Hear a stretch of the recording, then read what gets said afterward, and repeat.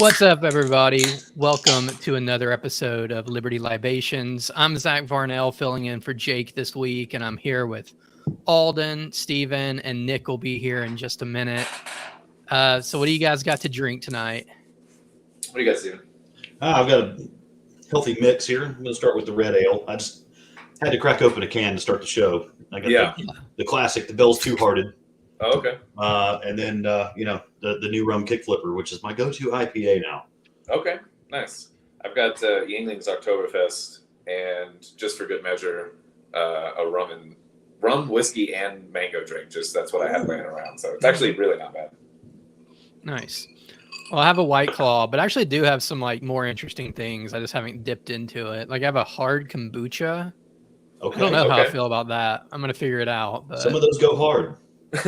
Kombucha is a little hard, right? It's 0.4% or something, or even less. I don't know, but and it does seem weird that you could have both alcohol and bacteria living in the same drink. Would that not cancel out? But not if the alcohol gets past a certain point, past a certain gravity, then the yeast will go dormant. With bacteria, I don't know exactly how the bacteria works. I think the bacteria is still good to go. That's how they make sours.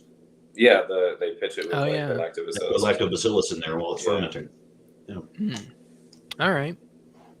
Well, real quick, this show is sponsored by Rabbit Eye Wine. It is the best blueberry wine in Georgia.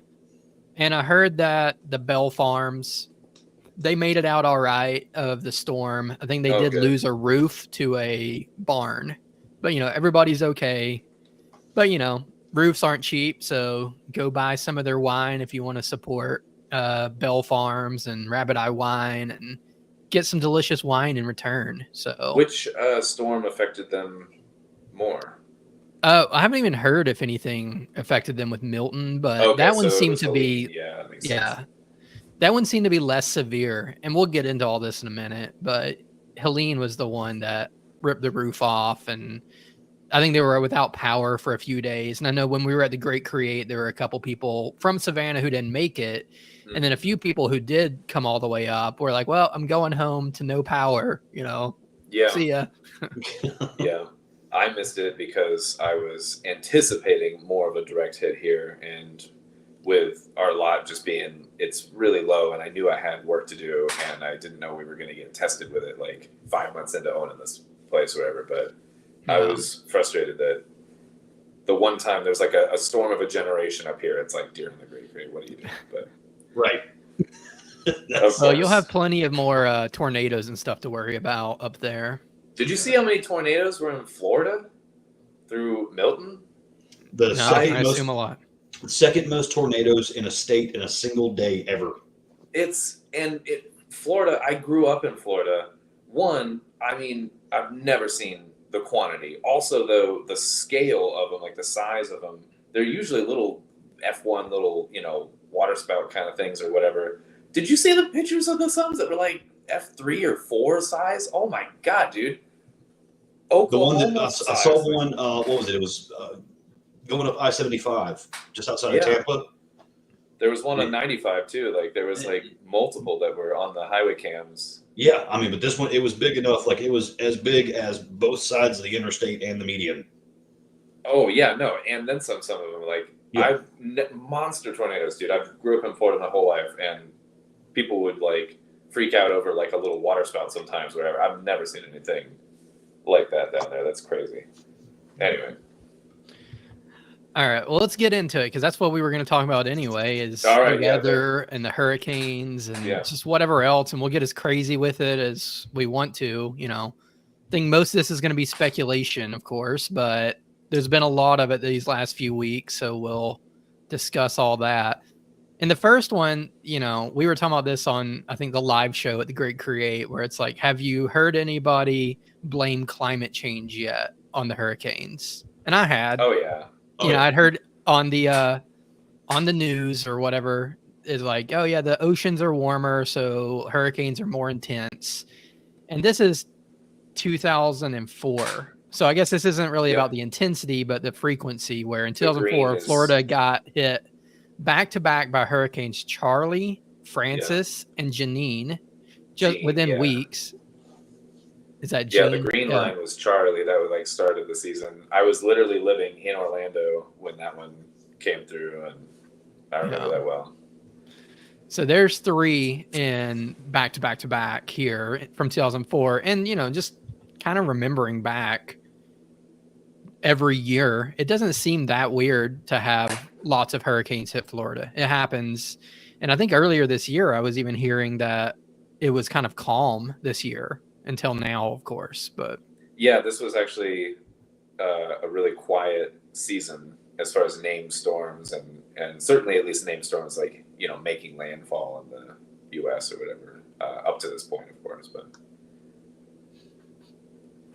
I was in Florida for that one. And if you think in geological time, 2004 and 2024 are, essentially the same or very close, in a time scale. So if you're talking more about natural earth cycles as far as climate goes, I don't see much of a difference in those. If you're talking about man-made, and if you're trying to make that argument, does 20 years make a difference in terms of, carbon output? I don't know, but.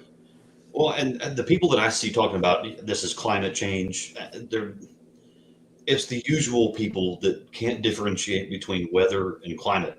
Yeah, that's fair. Because climate would be like a trend that is cyclical and happens over, 50 to 100 years or even 20. Yeah. Which, if that's the case, then, these hurricanes, just like you saw in 2004, hey, we're just repeating a trend here. This is climate. It didn't change. Yeah, it's tropical climate in Florida, and it happens. Yeah, but I disagree. I think we need to tax ourselves to death to make the weather gooder. Yeah. So we got Nick Ciesieslki here now, and we just opened talking. We're going to go through all the conspiracies, just get as crazy as we want this week, but. We started with what we kind of all expected was for this to be blamed on climate change left and right. And I've heard a little bit of it, where people have been like, oh, the warmer oceans make these more intense. And then, Jake had sent us this, this graphic from 2004, which doesn't talk about the intensity, but the frequency, where it's like they got hit back to back to back in 2004. So there's 3 just in her. And I was in Florida for Charlie. Yeah. Oh, so was I. Yeah. Where were you at? I was in Orlando. Same. That's weird. I was down there for vacation and happened to get the luck of the draw. Oh, that sucks. At least you can leave. Well, that was the thing. Is like all the flights got booked up and then canceled, so we hunkered down there and lived the hurricane life for a couple days. Yeah. Nice. I had to shit in the woods for 2 weeks. So right on. Yeah, we had a well, so there was nothing to run water on. So digging holes. It was fun. Yeah, sounds like it. Yeah. Oh man. All right. So the people saying climate change, it's never like, hey, maybe China needs to turn off some of their coal factories, or hey, maybe we need to quit making so many textiles in India and Bangladesh, or hey, let's look at where our electronics really come from. It's always to shame me for eating red meat or something that's just not even connected at all. And it's just make a coherent argument, and I might consider it, but just to say this is going to keep getting worse until we change the way we act, I'm like, is that a threat? Yeah. Or it's unfalsifiable claims like, oh, well, temperature and more, But when you look at data, I think the only legitimate data you can look at is climate related deaths, and those have plummeted over the past century. Right? We have better warnings to get ahead of it. We have electricity, we have heat generators, whatever. You can most people can tough things out. We have the tools. And climate-related deaths, that's even if you include drought and famine, right? Because those are essentially tethered together. That's that's one of the fears with Florida getting rocked by, Helene and then Milton. That's where a lot of our fertilizer comes from. I don't think folks realize that is that, if Florida just gets decimated, the Midwest isn't going to have as many crops next year. Like it takes a while to really, fertilizer. Yeah, it takes a while for that to sink in. But I mean, there's residual effects to that as well. Natural. Are we sure that? Fertilizer? Well, hold on. Are we sure that these climate-related deaths aren't just being counted as COVID now? Well, the general trend was there before that was a thing, but good point. So going back to the whole, you mentioned you hadn't seen much as far as climate-related, scare fests about this stuff. I did see several articles, or at least articles several times referencing Helene and Asheville, like this was supposed to be one of the safe places from climate change, and look how bad it is. It's like you're in the mountains and you got feet of water dumped on you. That water goes into the valleys. The valleys go into those lakes. The lakes aren't, I don't know, we have crumbling infrastructure. Are we surprised that dams seem to fail? Yeah, and I was listening to a meteorologist talk about this, and actually our show title is Whether or Not, or at least that was in the opening graphic. And the show I was listening to is called Whether or Not, and it's Stella Q. But they were talking about how it was kind of unique because it went to North Carolina and it hit a mountain. Air can't just go through a mountain, so it all got pushed up into the mountains and dumped a bunch of rain on top where it's all going to flow down. And it was just, that was causing the mudslides. And it was kind of unique to hitting a mountain there. If it had gone somewhere more flat, that might not have happened. It would have been, still probably devastating in other ways, but we wouldn't have seen nearly like the mudslides and all that we saw. Right. I mean, we saw what a hurricane will do to Houston, right? Harvey, and what was that, 2019, where it basically came in and then kind of like just sat over the city for a while and then eventually kind of moved on and broke up and just flooded the hell out of everything. God, it sunk the whole city like 6 inches. Yeah. Or there were parts of it because, I mean, a lot of Houston, I don't know exactly how much of it, but a lot of it is below sea level, just like New Orleans. I have a cousin at that the time, the lived company there. I was working for, we were doing survey work in Houston, and they have a city benchmark system that monitors elevations because they're real big on floodplain out there. Everybody's got to have their flood insurance, and they've got to monitor the elevations all around the city, that kind of thing. And if cities put out those kind of monuments, they're called CRS monuments. FEMA gives them discounts on insurance if they have those things in place. And we were doing some surveys before the hurricane, and then we went out and hit them again a few days after the hurricane passed. And I mean, we're talking 3-4 inches lower. From the weight of the water pushing down on it, or wow? Because the whole city's below, that part of the city's below sea level, and it's just a big bowl. My cousin was still does live in the Houston area at that point, and had just bought a house, and the flood insurance hadn't kicked in yet when that hit. Oh, that's right, because it takes like 30 days or something to take effect. That sucks.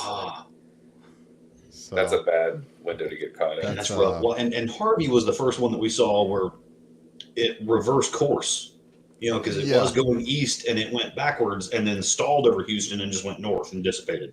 Yeah, those guys up at Harp were working overtime that day. Well, let's get into it. As the bridge into the wacky.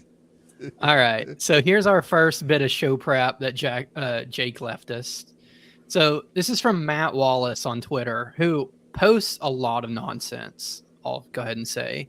But it says, rumors are circulating about the strange-looking NOAA data collection planes flying patterns through Hurricane Milton. And then let's play it here for a second. What in the world is NOAA doing here?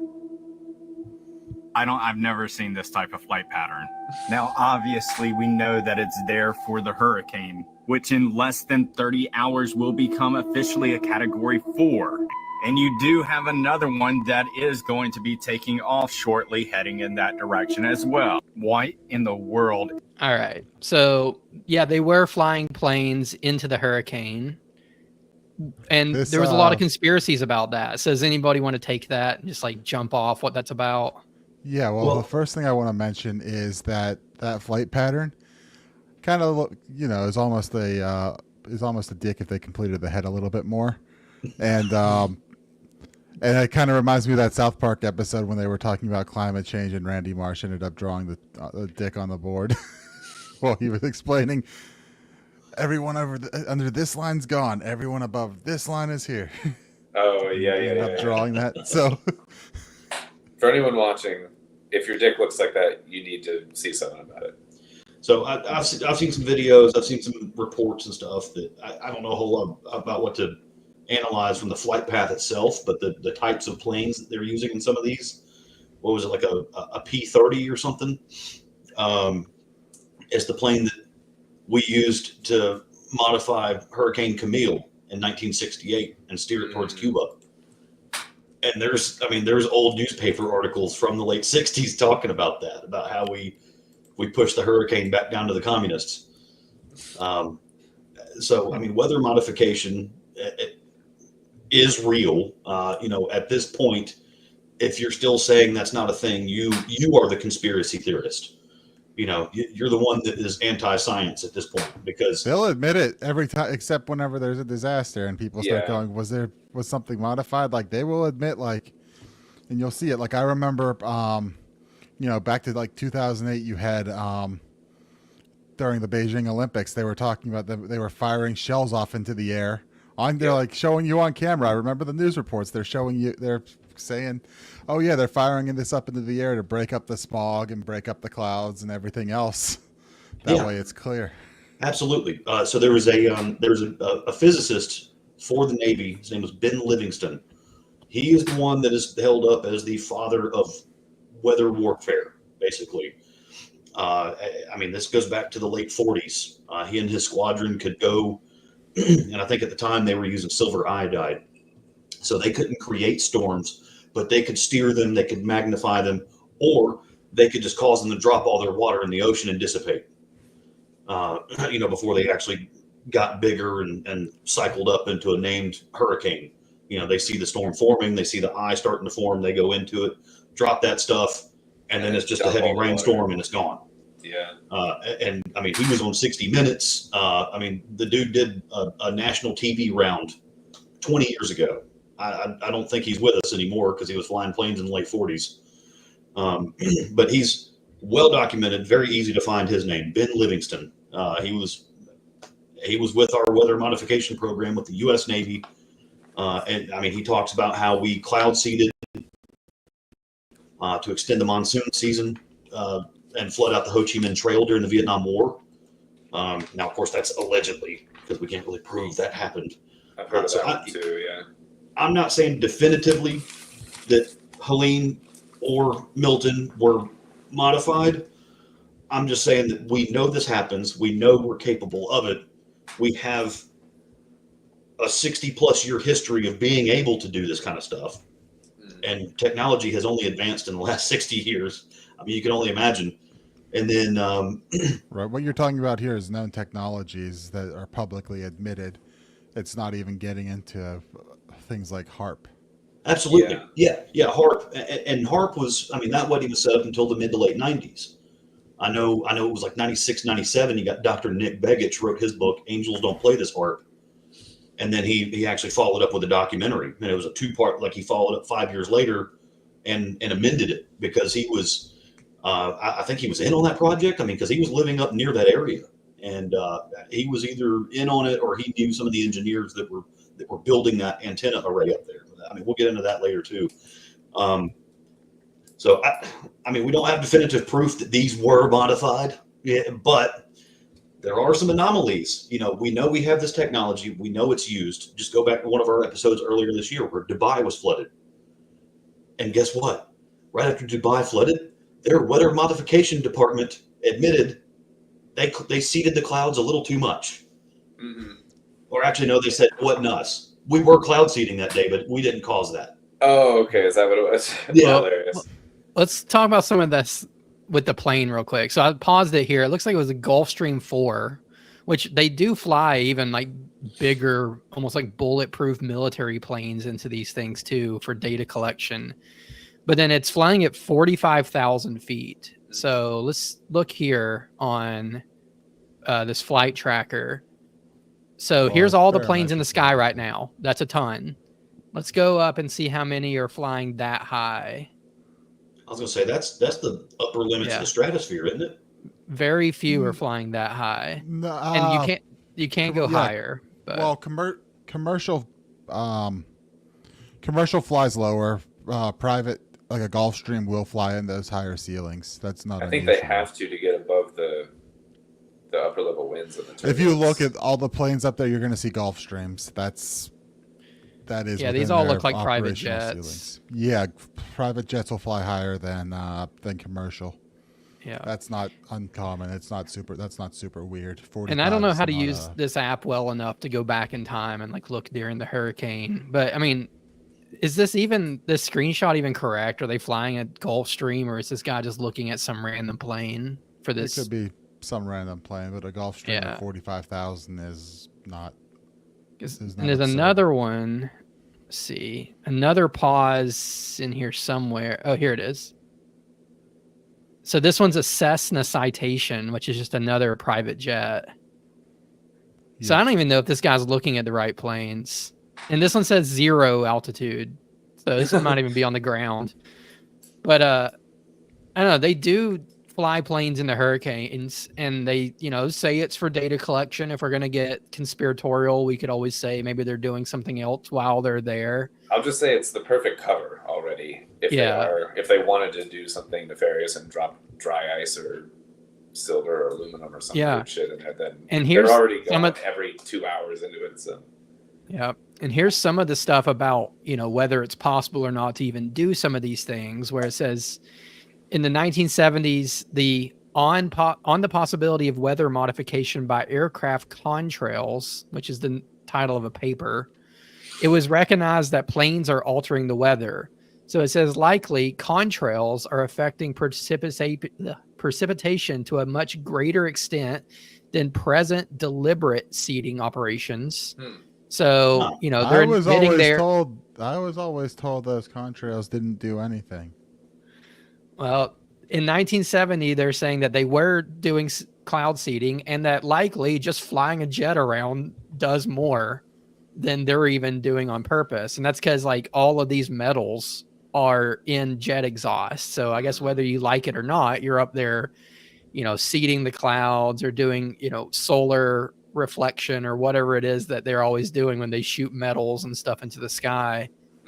And then this one talks about also there are 1975, William Gray proposed steering hurricanes with carbon black dust, which is basically soot as far as I can tell.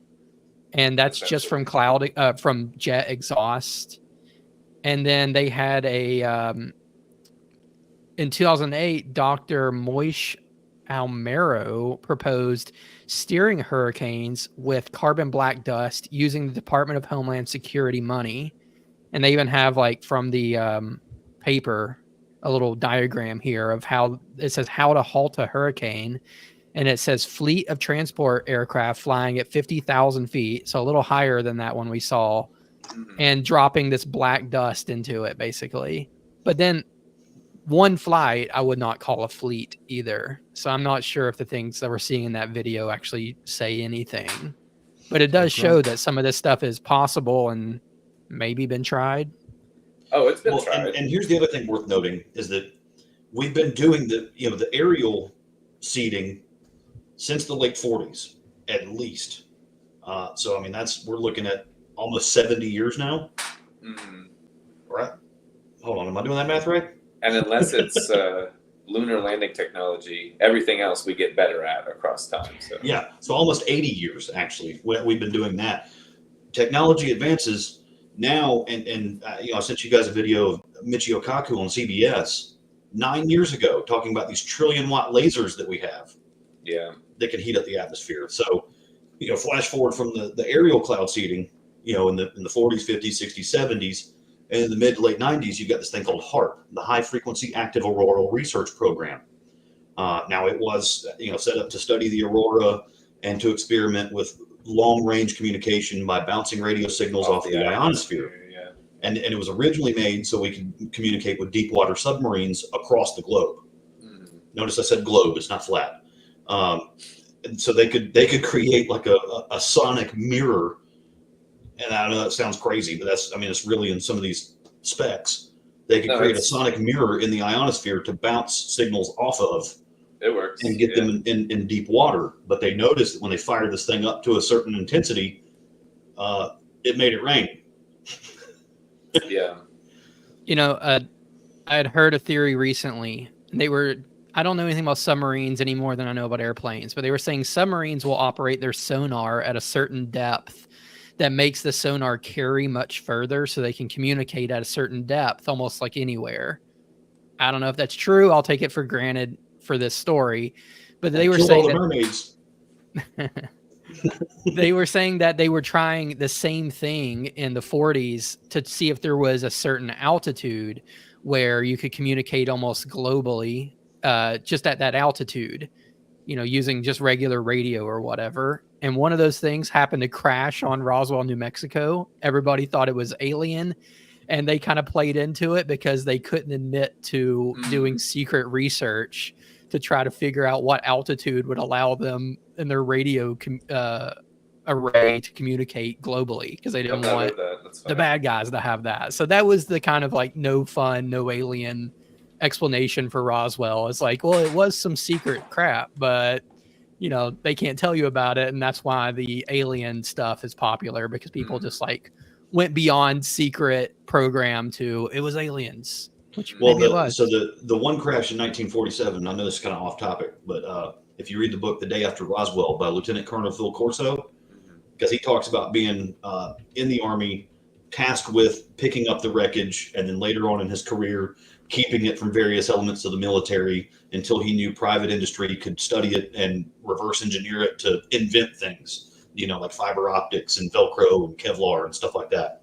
And alien reproduction vehicles. And night vision. But, he's saying that their reports were it was our Doppler radar that knocked it out of the air. So it was doing some kind of, I don't know if it was, interdimensional or what it was, but, it basically put on the cruise control, came out a little, whatever little warp speed it was in, and then it got hit with our Doppler radar, and it wasn't ready for that, because that was apparently, some Nazi tech that we weren't supposed to have access to as a primitive 1947 civilization or something like that. So that's what he says about the Roswell crash it was a real thing. I've also heard people say that there was like a once in 100-year lightning storm that night. Yeah. I don't know if that's true. I mean, I'm sure there's some historical weather data you could go back and look, but who knows? Absolutely. Well, and that's the other thing worth noting too, is we are currently in a geomagnetic solar storm, and we have been for the last 2 weeks. Because my sister saw aurora this evening. Yeah. Where? Up here in PA? Pennsylvania. Yeah. Wow. Yeah. That's low. Yeah, the northern hemisphere is catching X-class solar flares like this week. And we're at the solar maximum right now, and for the next year, so it'll probably be happening. If we're not careful, we're going to catch Y-class solar flares, and then maybe even some Z-class. But the X-class solar flares are the ones that caused the Carrington event. They'll melt light poles off their bases. They blew out the whole telegraph system in the late 1800s. So if they hit a civilized area, it's like a nuclear bomb went off. Basically, it's bad. And that's we're catching that kind of stuff too. So. Do we have radio antennas heating up the atmosphere over the ocean? We have that capability, yeah. But we also know the sun is doing it right now as well. So, even though the UN passed a resolution in 2006 saying the sun doesn't affect our weather, we know it does. We know better than that, yeah. Yeah. As far as more just known things about weather modification or manipulation or whatever, there's go back through some of the I think CIA and different released documents and things like that, and there's projects what is it, Cirrus, I think, or whatever. They had Cumulus and Cirrus and different ones where they admit to, studying it. They'll sometimes like try to give the softball, like when they pitch it to get funding for it or whatever, and say one thing, but like it's what's his name? I got a note here. The Irving Langmuir or whatever. It was GE's like R&D guy, like the weather guy for years, atmospheric research from like 1909 to 1950, and he basically admitted that it was about learning how to weaponize the weather. But they would drop dry ice into different quadrants of the storm and watch which way it would turn and stuff, and just all kinds of shit that is known. If you know where to look, like it's known that it has been done and can be done, and this was done again in the 1940s or whatever. And so why we wouldn't like take a note of that and be like, yeah, if you drop dry ice into the western or southwestern quadrant and turned hard left, and like they fucking know, like they know how to. And if the question is more, would they, not can they, but would they do this on purpose against, and right now the question is against us, the different parts of the country for various reasons. Not even, I guess, a foreign nation or something. But right now, I think a lot of people are asking us about doing it on our own soil. But oh yeah, well, let's get into the reasons. Like, let's assume they can do this, and they steered the hurricane from hitting West Georgia to hitting East Georgia and North Carolina. Like, what purpose does that serve? It's new to me, so I can just speak to like some of the theories that are floating out there, but I can't I can say for sure, some of the projects where they've done this in the past with hurricanes, but I can't say for sure on this. But I mean, there's the whole lithium mine conversation happening now in North Carolina. And Stephen, do you know more about this one? That's a whole lot of coincidence right there, because there's a company. I don't know exactly where this property is, but it's apparently there's some property in Buncombe County, just outside of Asheville, that has one of the world's richest lithium deposits. And this company, the country's richest and one of the, I think, third richest in the world or something. Yeah, like the only one that's more is Afghanistan, which has been a shithole since the beginning of time. No one's getting that because everyone there will kill you anyways. So yeah, everyone knows all you get out of there is poppies. So. Yeah, exactly. But so apparently there's a very lithium-rich plot of land. This big development company came in there, bought the land, applied for the permits. This is like a month ago. Yeah, I think they applied for the permits in May of this year or something. And then, okay, yeah.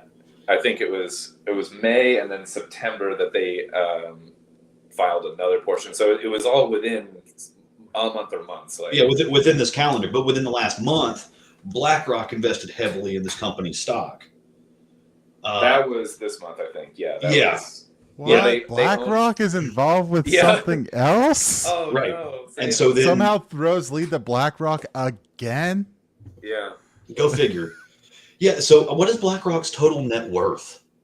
Oh, God. How many different small nations' GDP do you want this? I don't know. So, and here's real quick some just some stats about, I guess, why lithium would even be important. But it says an electric car requires 6 times more minerals than a conventional car. A typical 1,000-pound electric car battery contains, and then it comes down to 30 pounds of lithium. So I guess, like lithium's kind of coming out of left field for some people, and we're like, why do we care about lithium? But it sounds like that may be one of the rare metals or whatever the rare of the future where, if we're going electric, and that'll be mandated potentially even at some point, then you're going to need lots and lots of it. Well, I think I heard someone say it's like 10,000 iPhones. Yeah, lithium and cobalt are like, China has cornered that market. They have absolutely kicked our butt. And I remember Elon tweeting about this because he was talking to the Tesla shareholders one time because there was a fork in the road. They had a decision to make. Do you want the lithium-based batteries or do you want the cobalt-based batteries?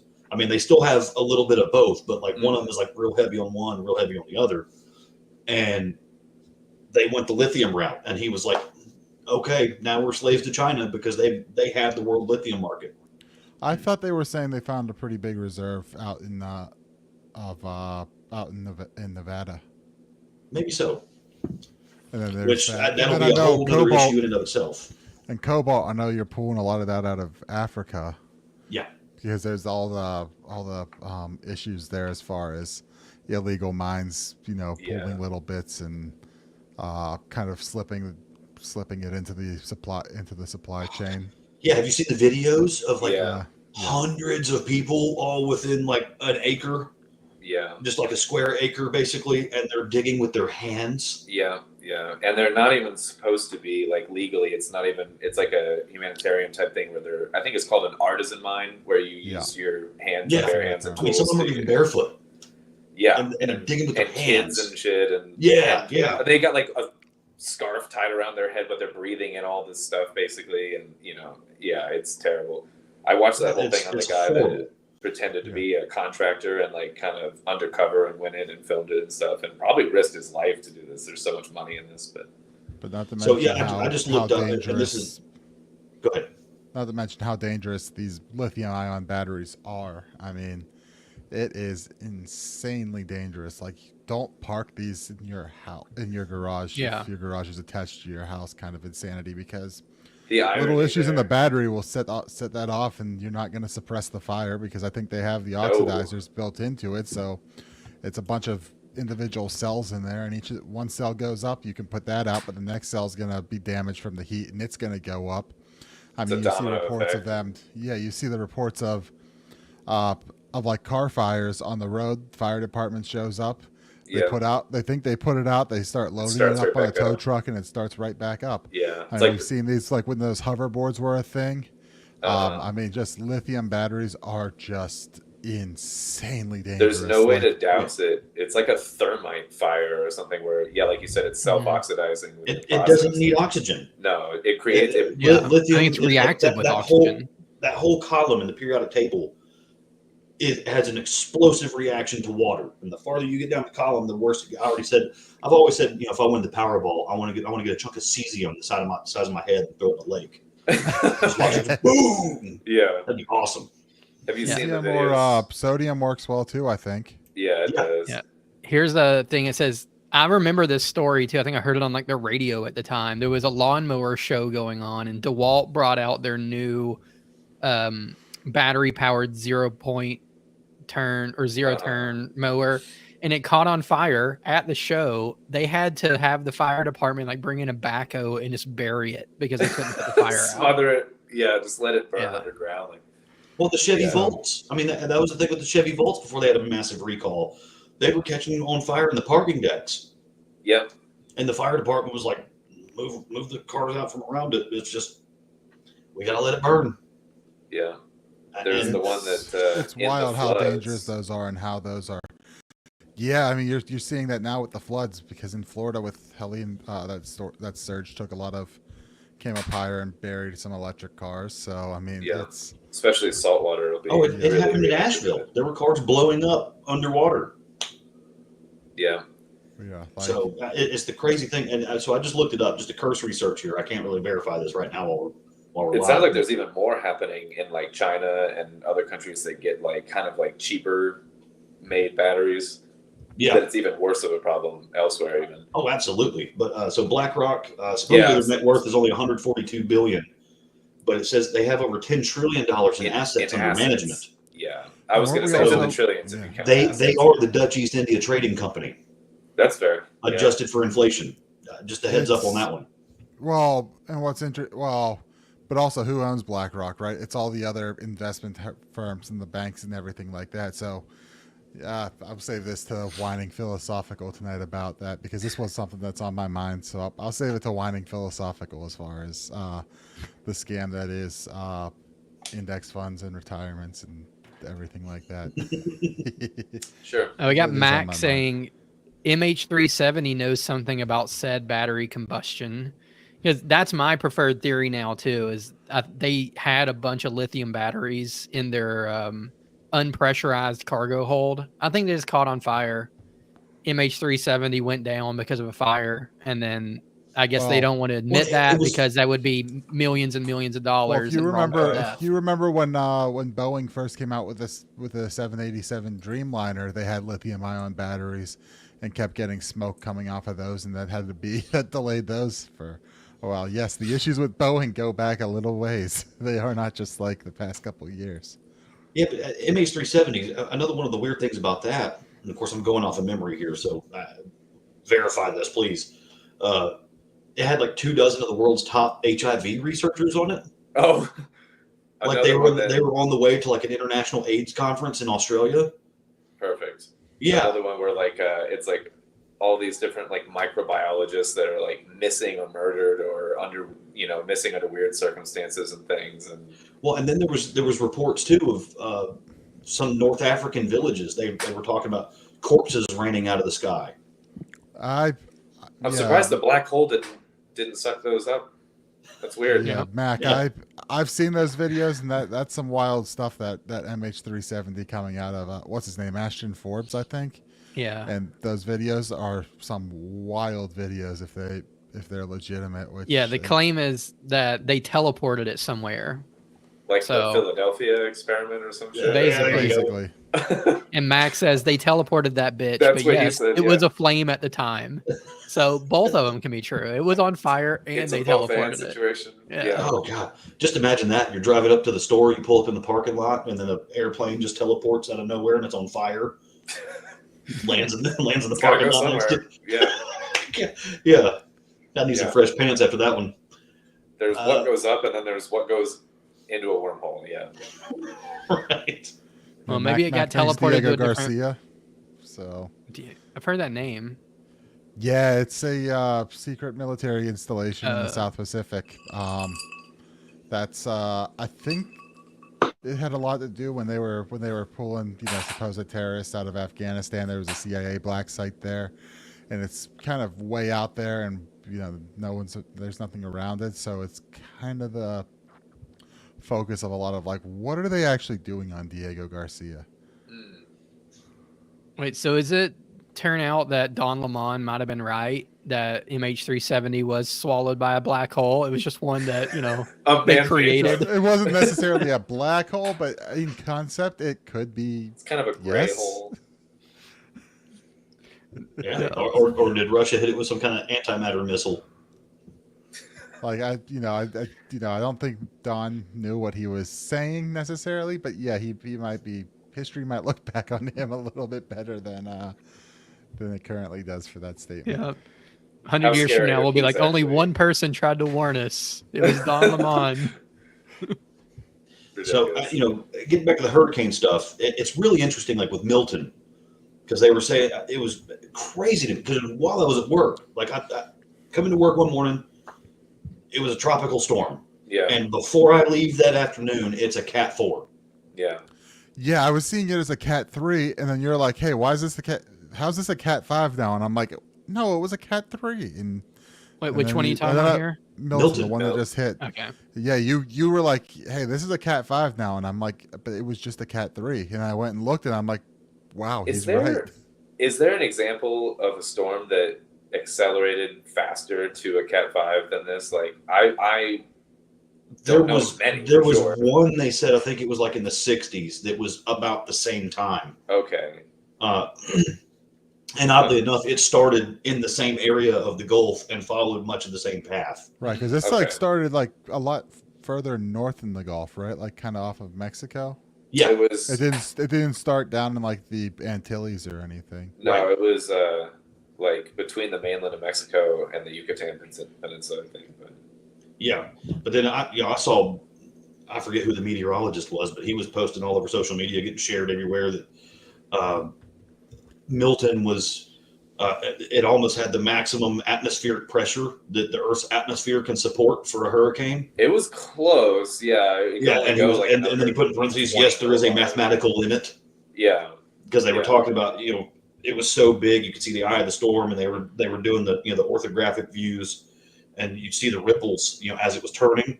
And he's like, the ripples in the clouds are gravity waves pushing it back down because it's trying to bust out of the atmosphere. Is that what that is? That's crazy. Yeah, I know it's crazy to watch, honestly, like the ripples. It looks tiny. It looks like a little, you threw a rock in a pond kind of thing, except for it's like massive. It's wild. yeah. Good night, Grumpy. Good night, See you, Grumpy. Not even- All right, so let's get into one more why here. So strategically, to answer your question, we never really answered that, Okay. Zach. So why East Georgia as opposed to West Georgia? Why East Georgia, South Carolina? We might North have Carolina? lithium here too. I'm in Lithia Springs, so they could have just taken out my house. There you go. Well, you take the lithium aspect out of it. How much commerce is coming through these ports? Especially now that California admitted just in the last couple of years that if you're an owner operator, screw you. And they're doing whatever they can to slow the rate of commerce coming out of their ports.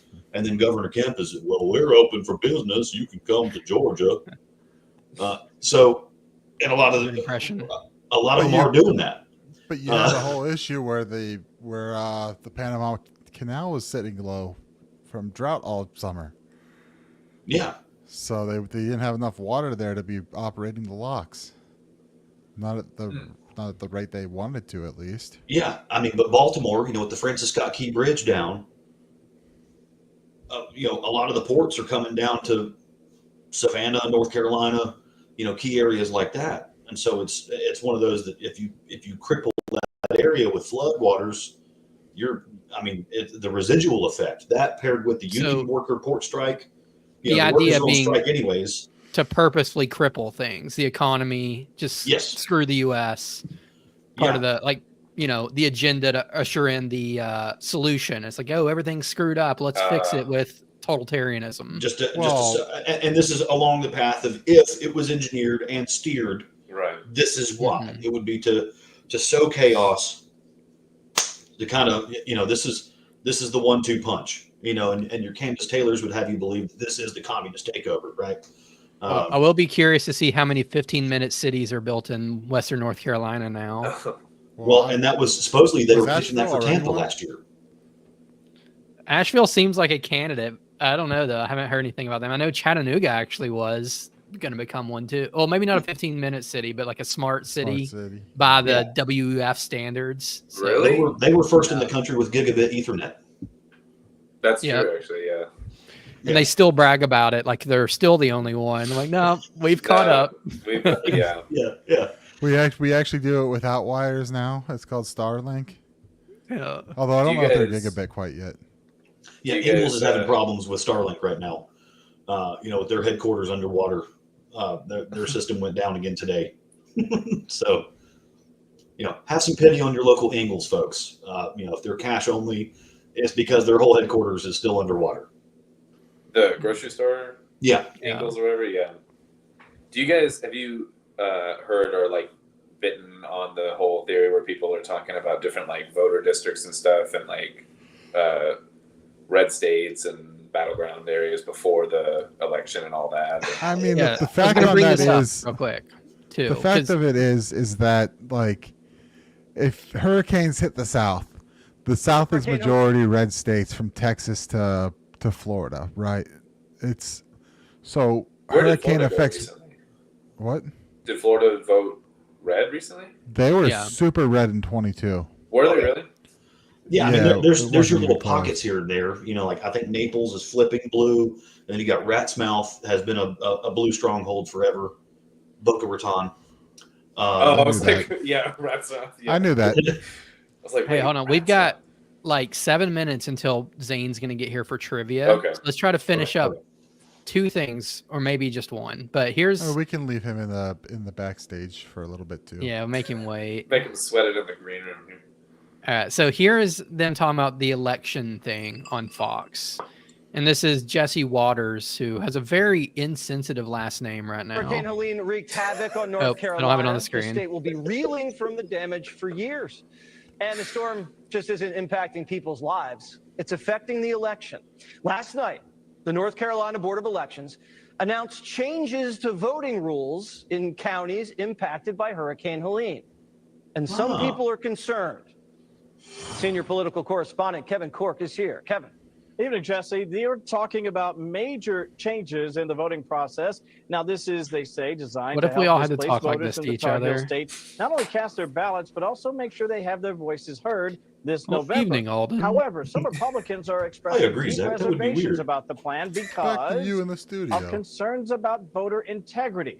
Now, the changes were approved by unanimous vote by the bipartisan board, coming just 10 days before early voting begins in the battleground state, and even as mail-in voting is already underway. Now, a couple of the changes I want to tell you about, including Battleground this: state. voters It's in the red, 13 bro. counties that have been heavily affected by Hurricane Helene. All right. I'll stop it there, but basically they're making it like more reasons to get an absentee ballot, more time to apply for those. You can drop it off anywhere. It doesn't have to be in your home county.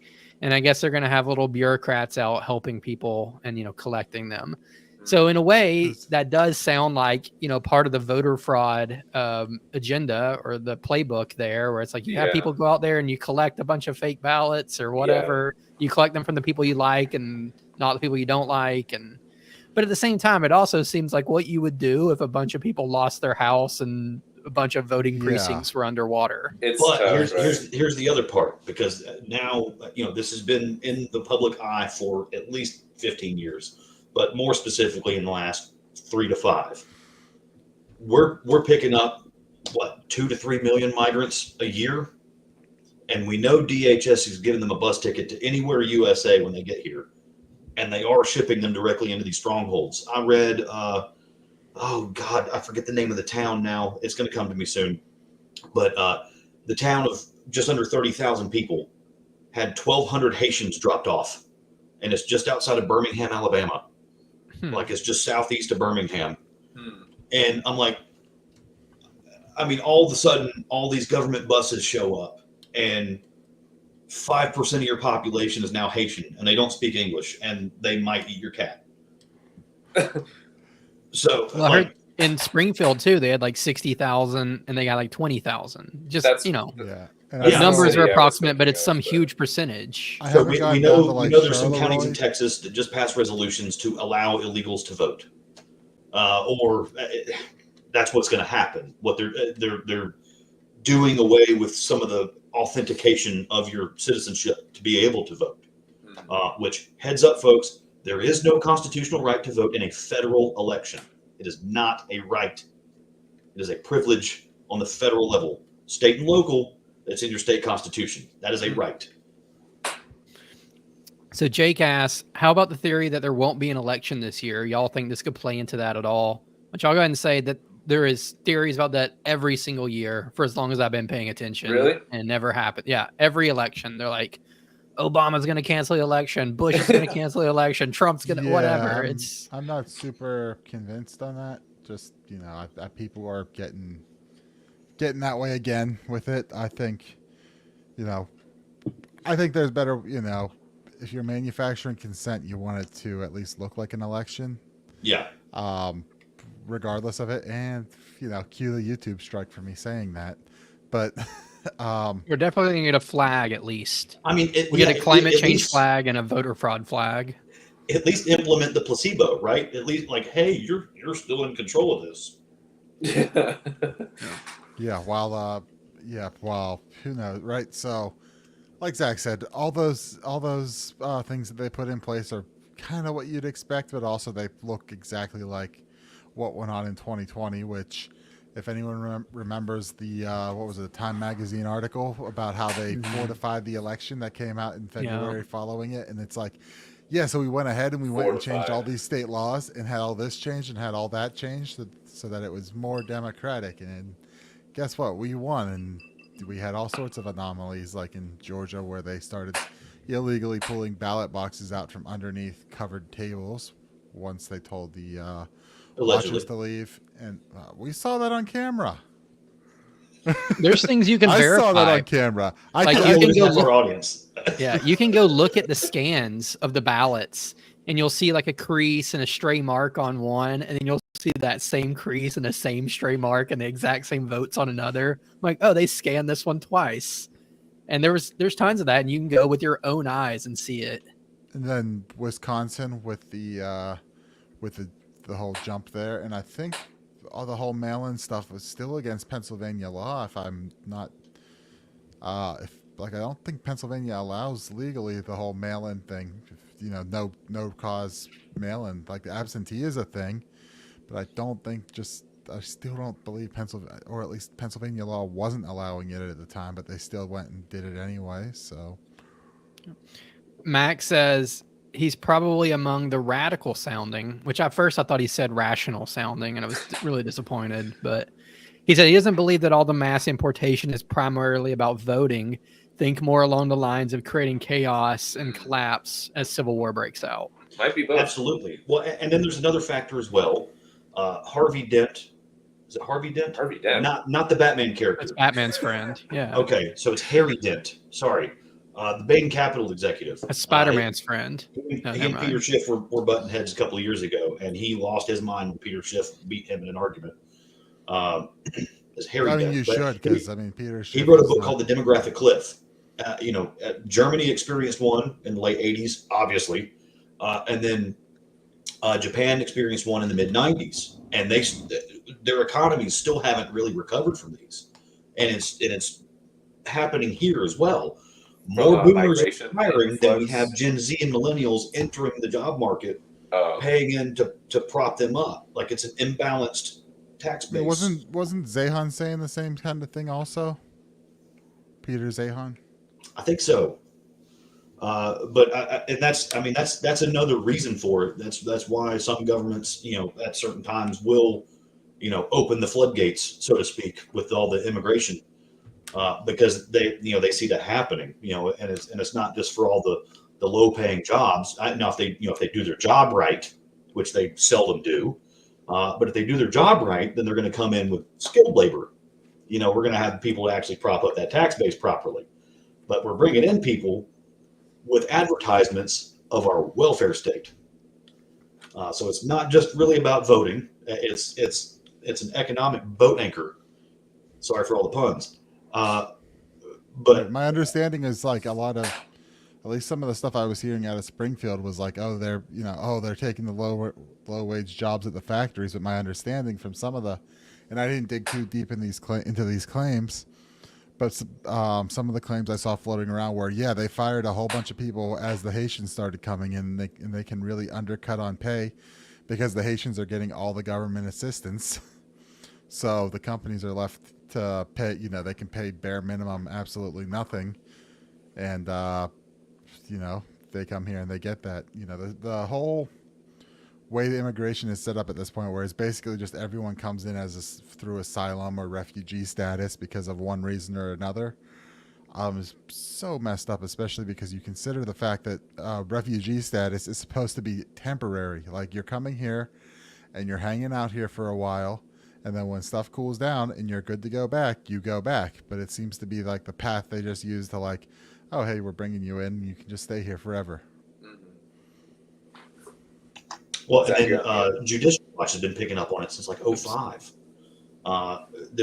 We're putting up ads all down South America, Mexico, Central America, billboards, radio ads, TV ads, flyers on public restrooms and stuff. Come here and we will pay for your food. We will pay for your health care.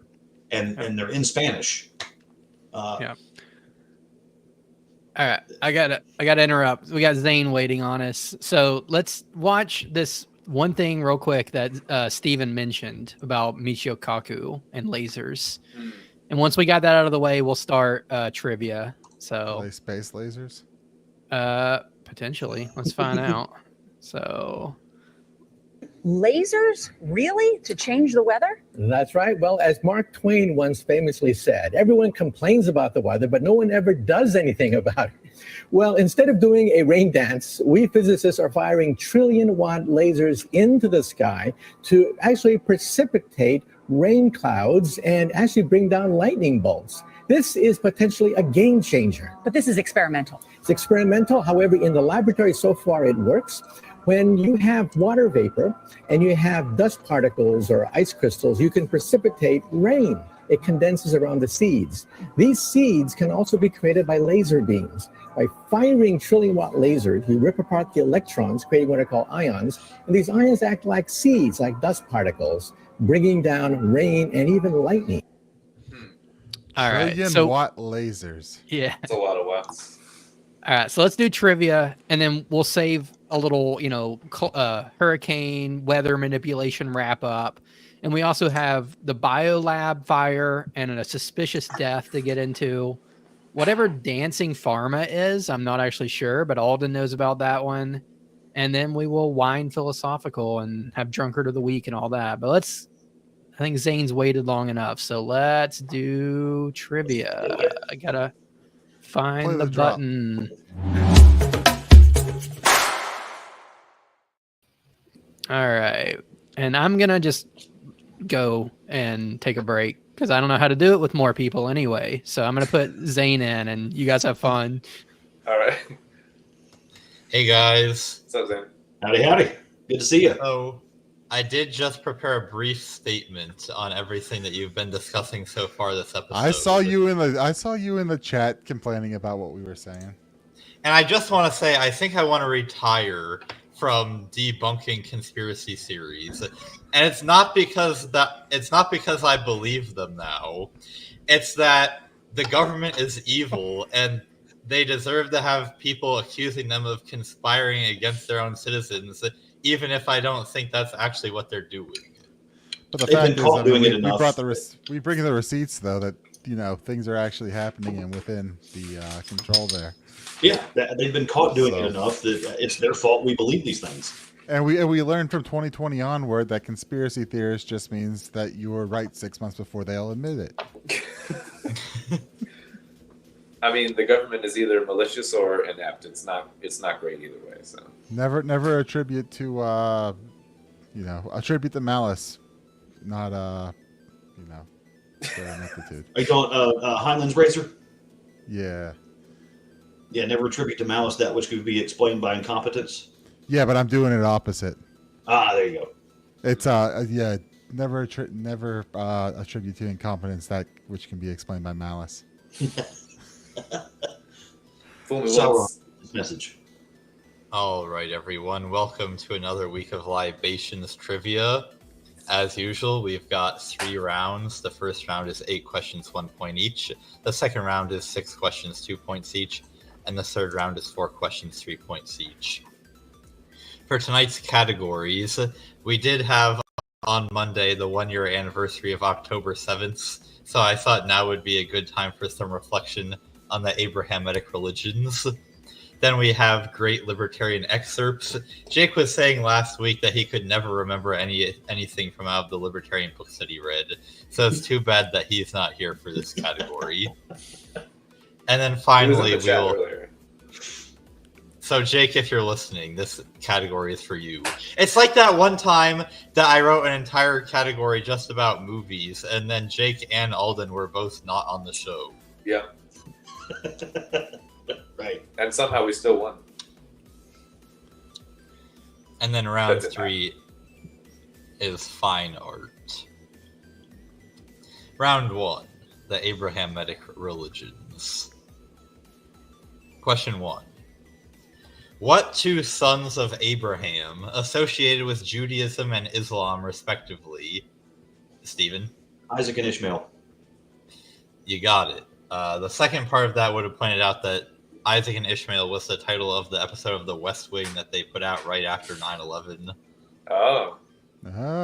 Where they, instead of having a real episode, decided they were just going to explain 9/11 and justify like the Patriot Act to everybody. So. Really? I didn't see it. TV back in those days, I mean, they were on point with the propaganda. I mean, you had 24 come out not long after that to justify the torture regime. Tip of the spear. Yep. Even though 24 was a great show. I'm not going to do well in this section. I don't know anything about this. I was going to say Cain and Abel, so. Oh, well, that would have been wrong. So I know now, yeah. Question 2.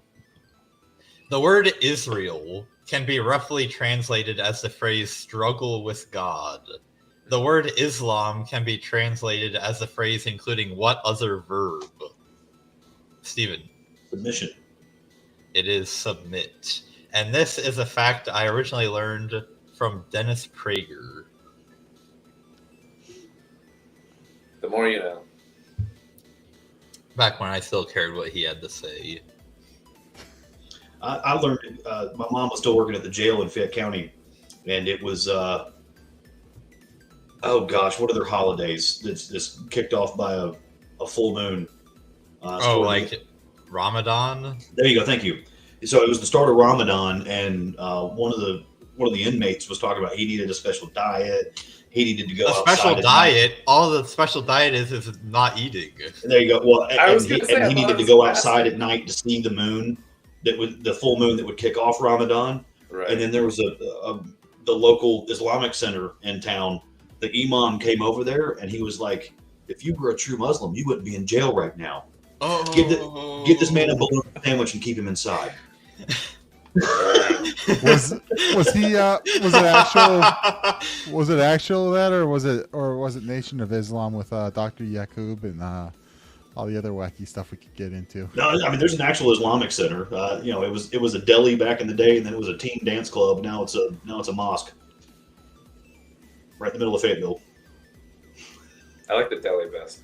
Yeah. Oh yeah. A&P represent it. All right. Question 3. In the beginning was the Word, and the Word was with God, and the Word was God. This partial articulation of the doctrine of the Trinity, a distinguishing feature of Christianity, is the beginning of what gospel? Stephen. Genesis. No.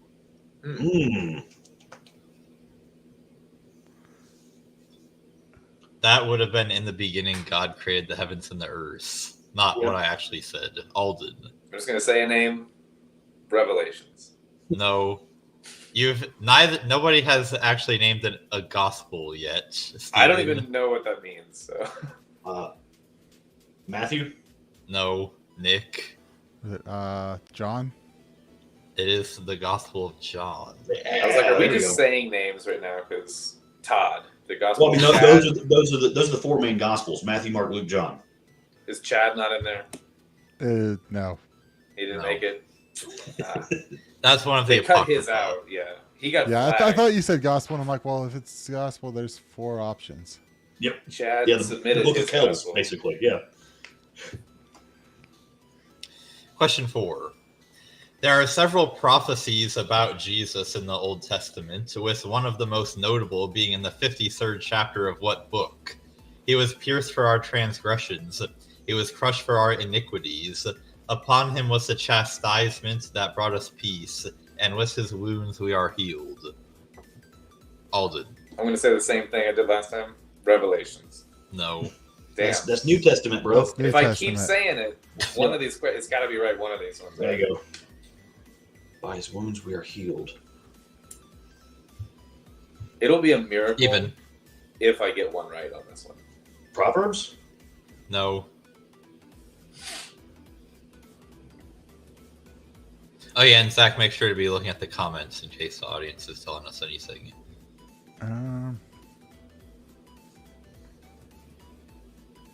It's a good time for the audience to. Is this teach in us a little. Is this Torah or is this? No, it's not, and it's not one of the books of the Torah. Alden. The Dead Sea Scrolls. No. Damn it. Nick. Shot in the Dark, Judges. No. You should shoot Judges. Judges is actually pretty based. Like, I often use it to, like, justify why we don't need to have a coercive state. What's Ruth? Stephen. It's Deuteronomy? not. No, it's not Deuteronomy. It's not Exodus. Yeah, you said it wasn't All Torah, right. so. All right, this is the book of Isaiah. We'd have been here a long time before I got that. Yeah. Sadly, me too. Yeah. We'd have been here until the Third Testament. Question 5. What Christian heresy, which denies the Trinity, was believed by several founding fathers, including John Adams? Alden. Anal. No. Stephen. Gnosticism? No.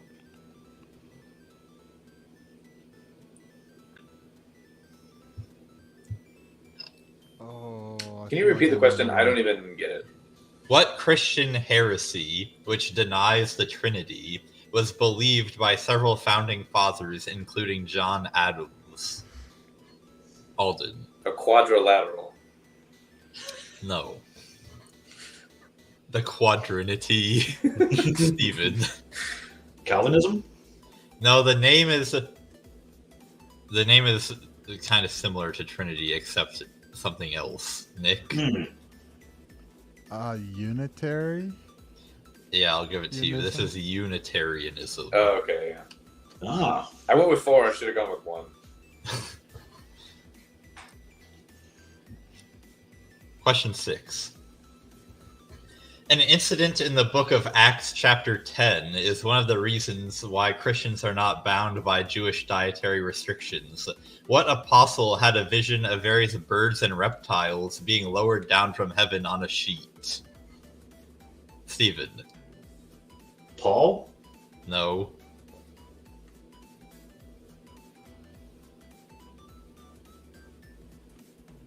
Alden. I'm going to name the only other apostle I know. I think. Judas? No. Damn. He was an apostle. Was he, though? Nick. Yeah. Okay, We're just going to go with Peter. Right again. Yeah, there you go. You know what? I feel proud that I even knew what an apostle meant, so. Yeah. Because I'm a heretic, apparently. How Unitarian of you. Yeah. How quadrilateral of you. All right, question 7. Everyone knows it's 4 In- pads. In an unfortunate coincidence, what Islamic holy site, believed to be where Muhammad ascended to heaven, just so happens... Stephen. The Kaaba. No. Nick? Ooh. Al-Aqsa, the Dome of the Rock. It is the Dome of the Rock, situated directly on top of the Jewish Second Temple. I'm sure for no particular reason. Yeah. Perfect. Question 8. In some Islamic societies, Jews and Christians have been referred to as people of the book and were allowed to continue Alden. Masturbating. Wait till the end of the question. and we're allowed to continue practicing their own customs. However, they were subjected to the jizya. What See, was the I told you. jizya, Nick? It was a tax. It was a tax. Oh, sounds like masturbating to me. The jizya. The rizya. The old dirty bastard. All right, at the end of round 1, I've got Nick with 5 and Steven with 2. What do I have? I got more right than I thought there. None. I thought Steven was getting more right than me. Okay. Damn. I was taking guesses. Not All right. Round 2. All the questions are worth 2 points. You get 1 point for getting the right person and 1 point for getting the work that the quote is from. And the question is just going to be the quote. Question 1. Society in every state is a blessing, but government even in its best state is but a necessary evil. In its worst state, an intolerable one. For when we suffer or are exposed to the same miseries by a government, which we might expect in a country without a government, our calamity is heightened by reflecting that we furnish the means by which we suffer. Here, here. Stephen. Ron Paul? No. Oh, and your hint for the round is that these are all in chronological order. So think something a bit earlier. Alden. Jesus. No, not that early. Not Damn. Anatomy of the State.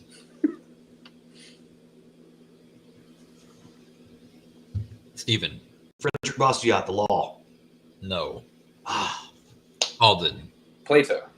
No. Damn. Nick, got anything? I wouldn't know what work. I'm gonna take it. I'll take a shot at it being Mises. It's not Mises. This is Thomas Paine That from was Common Sense. Literally my next Oh, guess. Dave I Bennerby's should've- angry. We're gonna have to get him Yeah. back on here to give us a Thomas Paine rundown. I actually, man, I was joking for the first two, and then I was like, I actually have one guess. There you go. The real T-Pain before auto-tune. Question 2. Life, liberty, and property do not exist because men have made laws. On the contrary, it was the fact that life, liberty, and property existed beforehand that caused men to make laws in the first place. Steven. Bastiat, the law. Yep. Nice.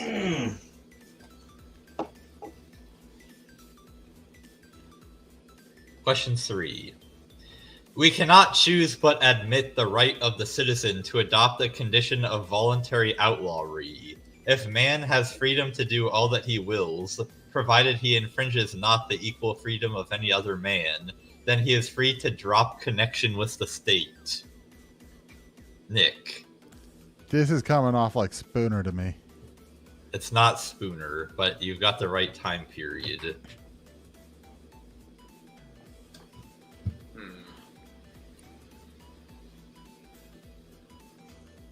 Steven. Anatomy of the State? No. This is probably the hardest one of the He said six. Spooner time period, so that's 1800s. Well, I know we're after Bastiat, which was Civil War. Or Revolutionary, excuse me. Revolutionary. Whoa. Yeah. The law Spooner was an published in abolitionist. 1850. So The work in question here was published in 1851.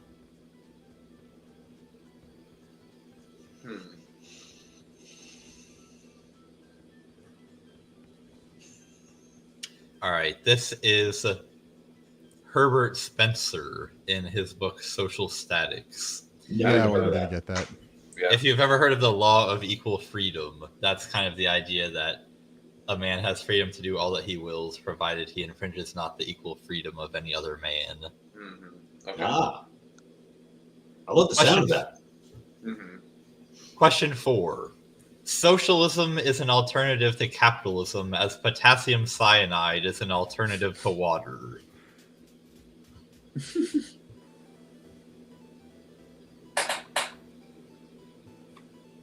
Alden. Bill Cooper. No. Nick. Masis. From. Socialism? No. So you get 1 point.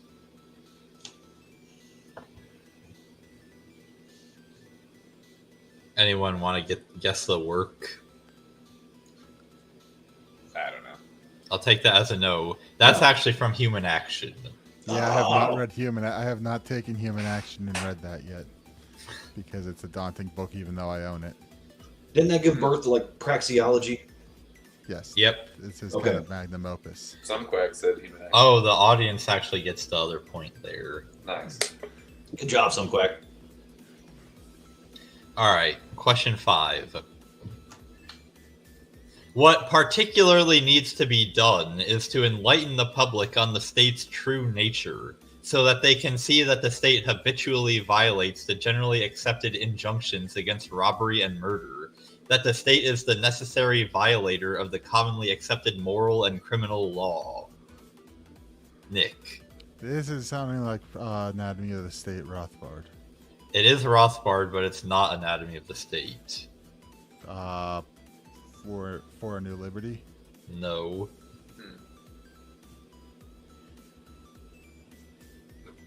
I get the point on Rothbard, right? Yeah. Anyone else wanted to try getting the work? I have no idea. This is from the Essex of Liberty. I'm a bad libertarian. I mean, Rothbard only wrote like what 300 or 400 books. So- Right. All right, last question. If the right to vote were expanded to 7-year-olds, policies would most definitely reflect the legitimate concerns of children to have adequate and equal access to free French fries, lemonade, and videos. Alden. Sorry, never mind. Nick.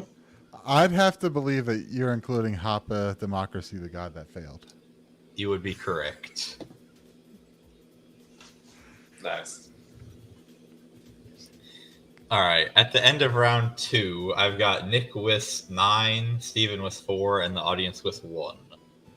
Not out of the woods on this yet, but I don't know fine art, so. Anybody's game. Jackson Pollock. Question 1. What 1642 Rembrandt painting, pictured here, depicts a group with a very similar name as a military unit in Game of Thrones?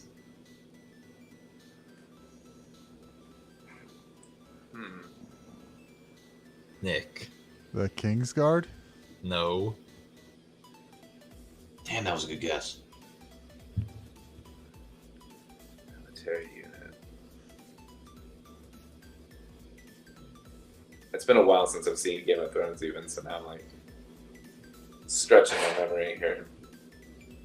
Not the Queen's Guard. Heh.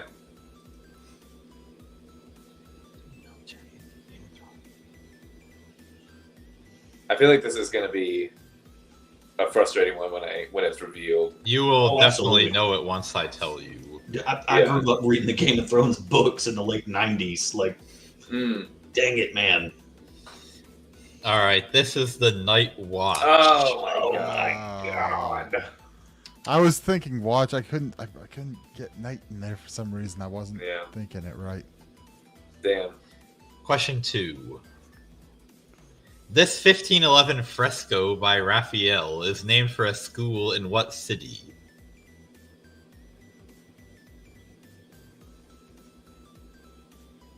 Nick. Athens? This is the school of Damn it, Athens. yeah. As soon as you said that, I was like, should have said it faster.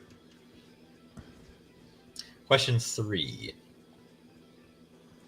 Rain, Steam, and Speed is an 1844 work of British painter J.M.W. Turner. As suggested by the title, what is the painting's central object? Nick. A train. Yes. I think I've locked up the win. Yes, you have. But we'll do the last one just for good measure. Question 4. This 1602 painting of a quince, a cabbage, a melon, and a cucumber exemplifies what genre, which mostly depicts inanimate, commonplace objects? Alden. A still life? Yep. Nice.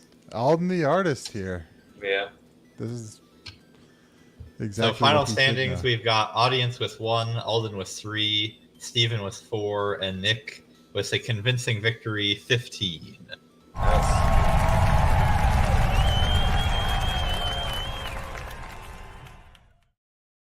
That's something I enjoy.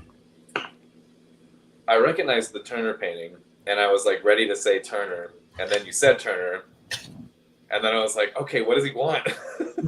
I'm surprised you knew Turner because I was thinking He's one of my favorites. I can't ask about JMW Turner because that's obviously way too hard. No, that's funny that he's one of my favorite like painters of the era, like kind of like bordering on impressionism, like. But whatever. Anyway, I'm having trouble with the layouts. Give me a second. Keep moving us around. This is fun. Yeah, I mean, I guess since Jake isn't here to enforce the 4-person limit, I can just not leave. Stay. I'm just going to go back to our old layout. That's what I started with, and then I figured this out a little bit, then I lost it again. Or we can just have hurricane libation and keep swirling. Now I'm completely lost. What was the L hurricane this year? I think it was it's Leslie. Yeah. Lester. I don't like the way that one looks, but whatever. Yeah, it's weird right. because the background is set to, for only 4 Anyway, people. So it's I'll all- screw with this. You got like wrap up on the weather stuff, like lasers, cloud seeding, directing hurricanes, all of it. Just like let's do one more like 5 minutes or something on it, and we'll move on to this BioLab thing. So, what would the purpose be? And I'll lead with this because it has benefits as well as detriments, right? Because China, they don't even hide the stuff either. There are certain prefects over in China that they can apply for a government permit for cloud seeding. Like if they're in a drought, their rice paddies are drying up, their crops aren't doing well. they'll apply for a cloud seeding permit from the government to go fire up there, and it's over there. It's an actual machine, and they can create a big enough cloud pretty quickly that'll drop some rain on just a small village. I think one of the car shows, one of the British car shows has actually demonstrated that too. I forget the guy's name that did that, but I'm pretty sure we've watched that clip on this show before. Yes. Was it Jeremy Clarkson talking about making clouds? Yeah. Yeah, that we've seen that on the show. There you go. So that's some of the beneficial aspects of it is geoengineering. That's what it's for. So you can take desert areas and actually have, fertile land within a desert. Just look at what Dubai was trying to do. And they had an oopsie and they did a little too much and flooded the whole daggone city. So the beneficial aspects of that is, you can provide water to people that are in previously uninhabitable areas, or they're in an area that is now uninhabitable due to a climate shift that, by the way, is not because of soccer moms and Suburbans. It just happens.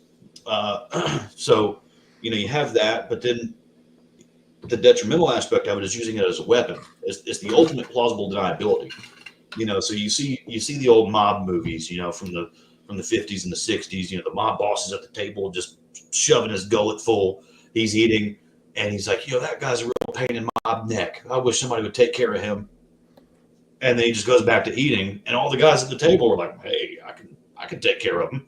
And then the guy winds up dead, and he's going to go, I have no clue how the guy dies. Because that's how he ordered the hit. It's one of those things that was just an implied thing. And so, you could be halfway across the world and like, oh man, thoughts and prayers for that monsoon, dude. That looks terrible.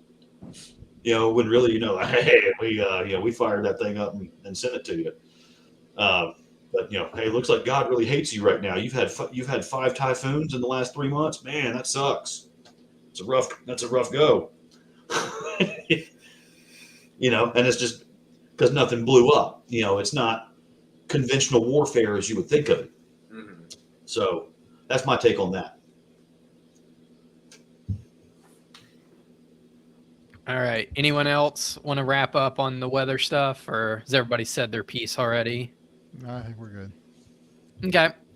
Well, let's move on to one that maybe even more dubious than steering hurricanes. I don't know. But do you guys know any good conspiracies around this whole BioLab fire and then this, tragic thing that just happened the other day? It says environmental official dies after testifying at Georgia Capitol. So this guy named Kenny Johnson, who is a supervisor for the Rockdale County Soil and Water Conservation District, testified alongside business owners expressing frustration at last month's fire at the BioLab plant in Conyers. And basically he was saying this needs to be out of our neighborhood, out of our community, which I don't really know, if they had pre-existing problems or if this was just like the fire was it. Was he a whistleblower? That particular I don't know. That particular plant, this is the third fire like this in 20 years, is my understanding. Oh, wow. Okay. So it's like it's a cyclical thing. But again, if it's happening this regularly, why in the hell are you spraying water on the chemicals on fire? Can you give us a little backstory of what happened for anybody who's not aware? Like, this is a pool chemical place, right? Yes. So BioLab, in their portfolio of chemicals, that there's 5 or 6 primary chemicals. Some of them are chlorinating, some of them are shock, some of them prevent algae from growing, which they also they market that chemical to wastewater treatment plants. So I don't know if you guys know, all your stormwater, when you flush a toilet, all that goes to some central location. If you have city sewer services, they catch all this stuff in aeration basins, and then they separate all the solids out of it, and then they chlorinate and chemical the hell out of it and turn it back into water and send it back to you. So, clean it and make you drink it again.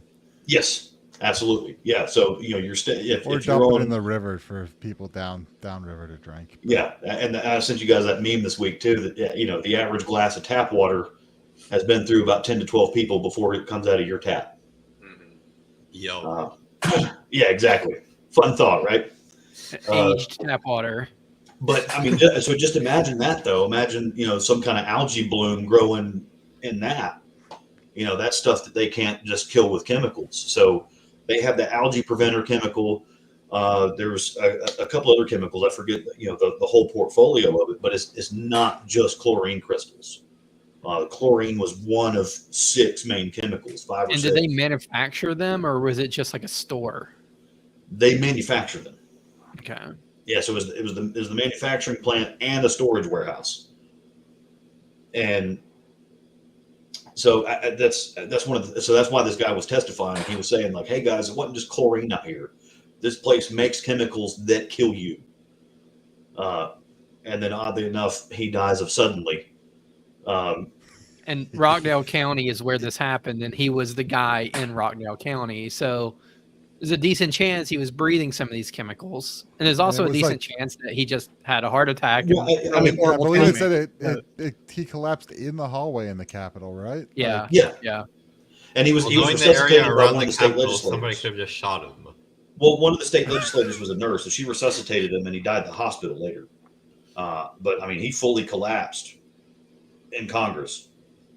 And I mean, the dude's, he's in his 60s. He's an obese black dude. So like all the risk factors are there. Like, it could have just been an unfortunate heart attack, oddly timed. God does have a sense of humor. I mean, it's probably stressful. You've been through that in your community, and then you're up on, under the gold dome there in front of elected officials getting grilled or. Well, he's hanging out with his buddies. Whatever. It was the minority Democrat caucus. It wasn't the full legislature. Yeah. So it's a heart attack is believable. Maybe he just had his 7th booster because he was about to go in front of a bunch of people. Many things could happen, but it's really ominous. How the guy died, we'll find that out. So I don't really just want to pop off too much about like what if. He's having an autopsy done. Because even the state was like, whoa, hold up, let's autopsy this guy. What happened? So we'll find that out, but it's really weird. I mean, because he was not mincing words at all. He was like, "Hey, I know the chemicals they're making there. This stuff will kill you. Everybody in Rockdale County needs to go get checked out by a doctor immediately." That was his big dire warning. Dire warning. Yeah. There you go. So and shout out to Viola Davis. I don't know what kind of representative she is. She probably sucks like the rest of them, but did CPR on the guy for a while until other people arrived. So it's props to anybody who can jump in a situation like that and take control and help people. Oh yeah, absolutely. And oddly enough, BioLab is just a subsidiary company, but the parent company is KIK Corporation, I believe it, KIK, and they're in Loganville or Lawrenceville, one of the Lvilles in Gwinnett. Okay. And they also make a whole bunch of cleaners and solvents, and so this isn't the only one in Metro Atlanta that could go poof. Just a heads up there. And where I used to live, I had one of my old neighbors and friends in the cul-de-sac. She worked at a I forget the name of this place now, but they made plastics, and they were in Williamson, so Spalding County, right on the Spalding Pike line. And I remember she was telling me that if that plant ever caught on fire with all the plastics, so they made sandwich bags, plastic wrap, things like that, to all kind of industrial grade plastics. And she said if their plant ever caught on fire, they had a 25-mile radius evacuation zone. Yeah, that makes sense. Yeah, because that was, she said, if you're within 10 miles of the plant and it's on fire and you don't get out, like within 12 hours, you're dead.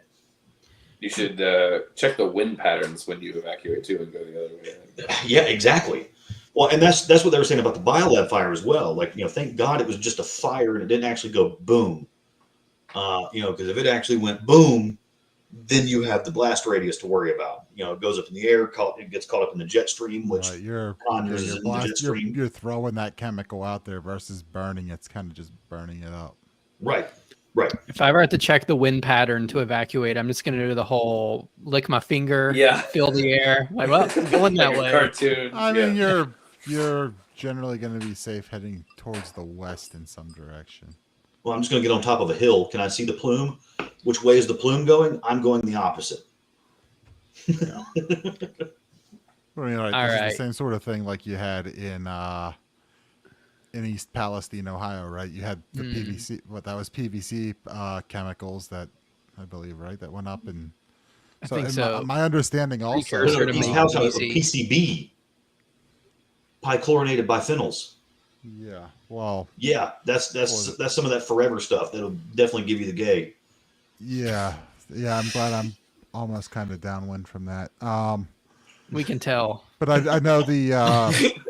Well, my understanding also in the coming back to the hurricanes, real brief, is that somewhere up in those mountains there, I guess a PVC plant or something went underwater and leached a whole bunch of chemicals into the water there.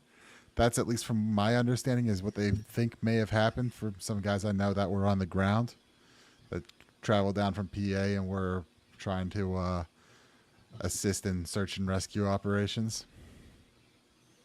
So they were saying down there that they weren't washing clothes or using any of the water because they couldn't trust that there weren't these chemicals coming off of some plants in the water there. Absolutely. Hannah, Nick won trivia. Yeah, I won again, Hannah. But when Zane doesn't play, I win. I'm like the Zane. Not always. Every time now. But not always, but I've got a fair win rate, I think. Yeah. All right, guys, it's that time. I am not fucking drunk. Well, 19th or blue.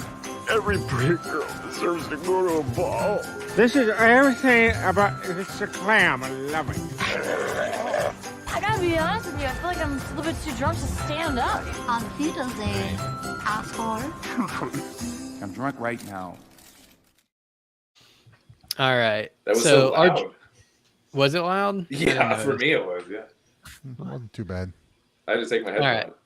So our drunkard of the week, which you guys can nominate if you want to tag us on Twitter or send it in, however you're supposed to send it in, comment it. I don't know. Get a hold of one of us and let us know.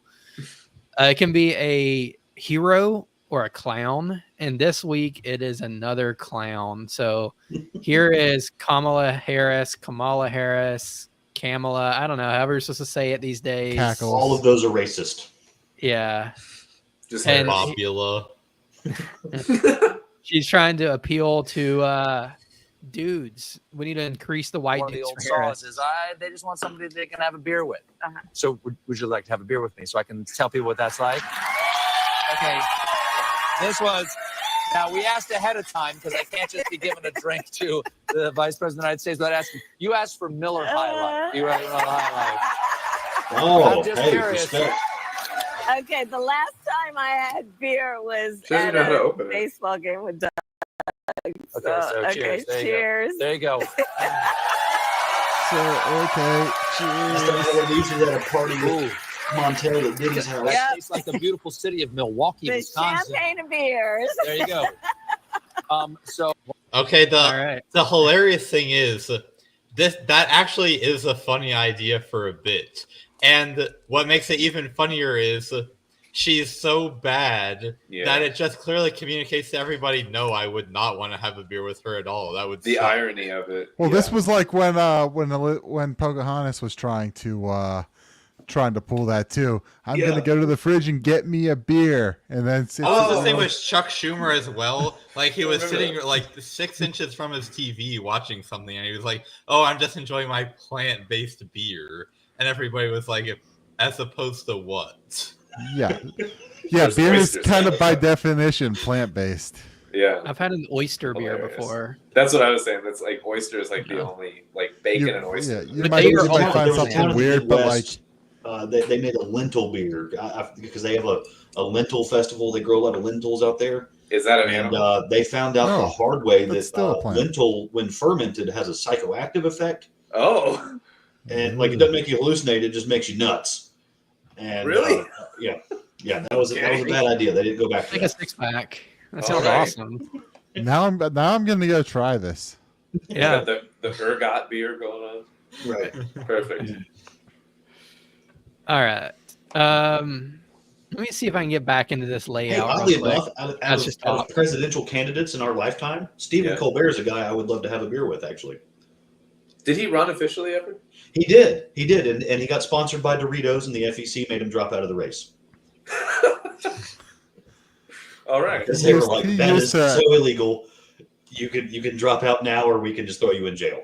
He used to Perfect. be at least like somewhat funny, and now he's just a Right. sad, pathetic man. Right. Well, that was when he wrote that book, "I Am America," and so can And you. so can So you. can Yeah. Yeah, It's yeah. pretty funny, actually. Yeah. If he would have just got thrown in jail, he could have won from prison. See, there you go. Like Monopoly. Yeah. All right. The Eugene so- Debs of our time. Yeah.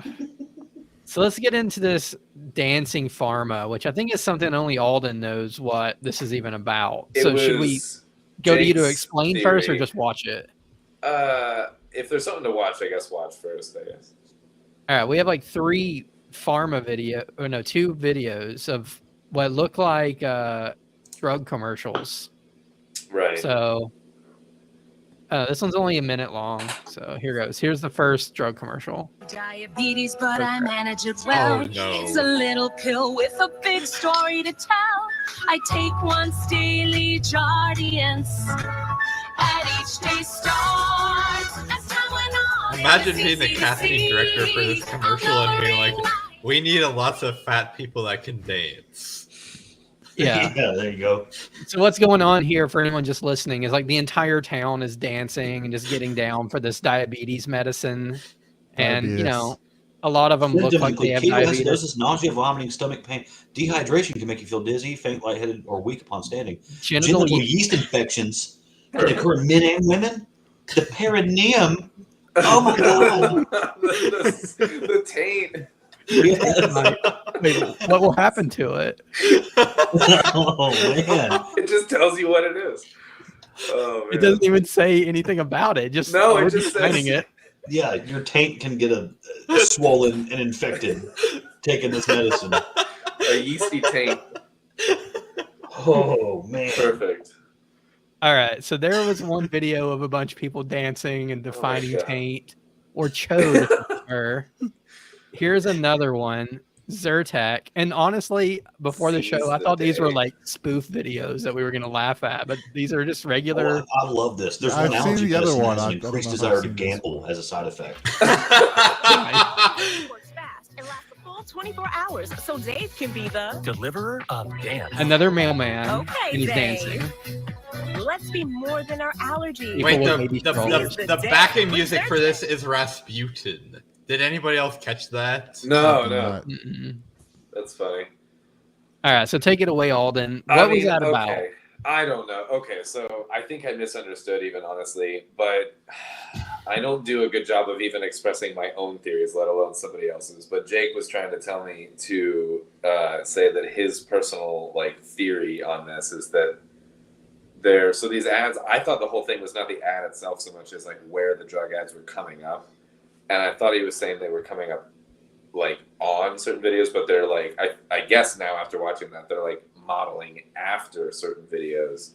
And I think he was saying that they resemble the dance for Kamala videos kind of a thing, like TikTok videos or whatever that I have not seen, but apparently is a thing. It's sweeping the nation. I don't know. I mean, some of these seem to be old ads. Well, Are pretty sure the Zyrtec postman was doing the dance that AOC did on that rooftop before she got elected. Oh, okay. Yeah, you mean So anyway, his theory was that it was a very targeted, and it's a politically targeted. And his idea was that the people that are maybe more likely to still believe in big pharma enough to be affected by ads as a group would be more a left leaning because of the sort of politicizing of jabs and things like that and whatnot. So that was. And they his grew up take watching on it. Soul Train. Yeah, there you go. Like, can you imagine that? Like Soul Train and his, hey, what's your secret to all your dance moves? And he's just like, I take Zyrtec.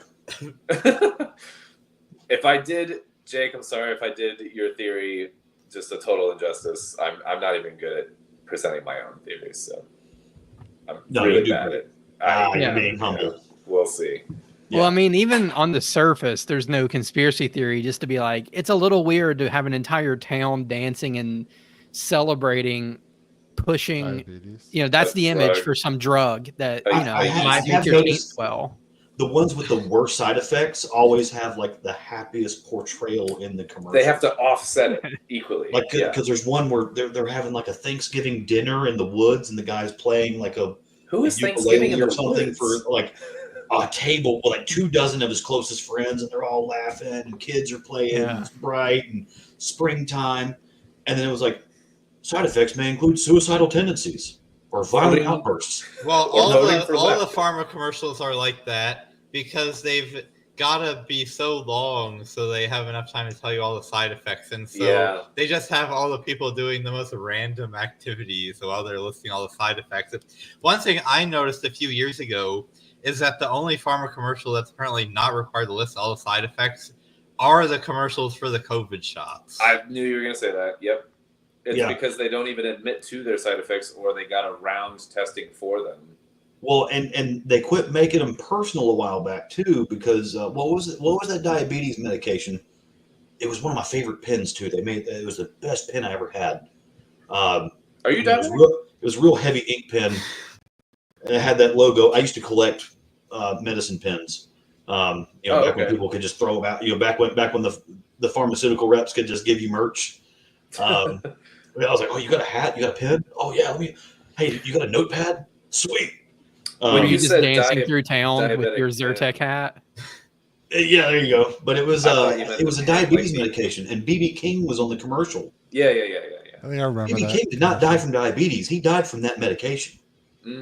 Interesting. And it was proven. Really? But I mean, you remember the commercials where he's like, "Hey, I'm BB King," and he's playing the blues guitar. And I think I remember those commercials with him, but I was not aware that he died from the medication. Yeah, it was side effects from the medication. Here it is. The one touch, because he was talking about the BB King. playing guitar. That's one talented young lady. He's a legend, king of the blues. She's calm. What if I freeze? She's confident. I can do this. Test with confidence, because inside every One Touch Ultra Blue test strip is double sure.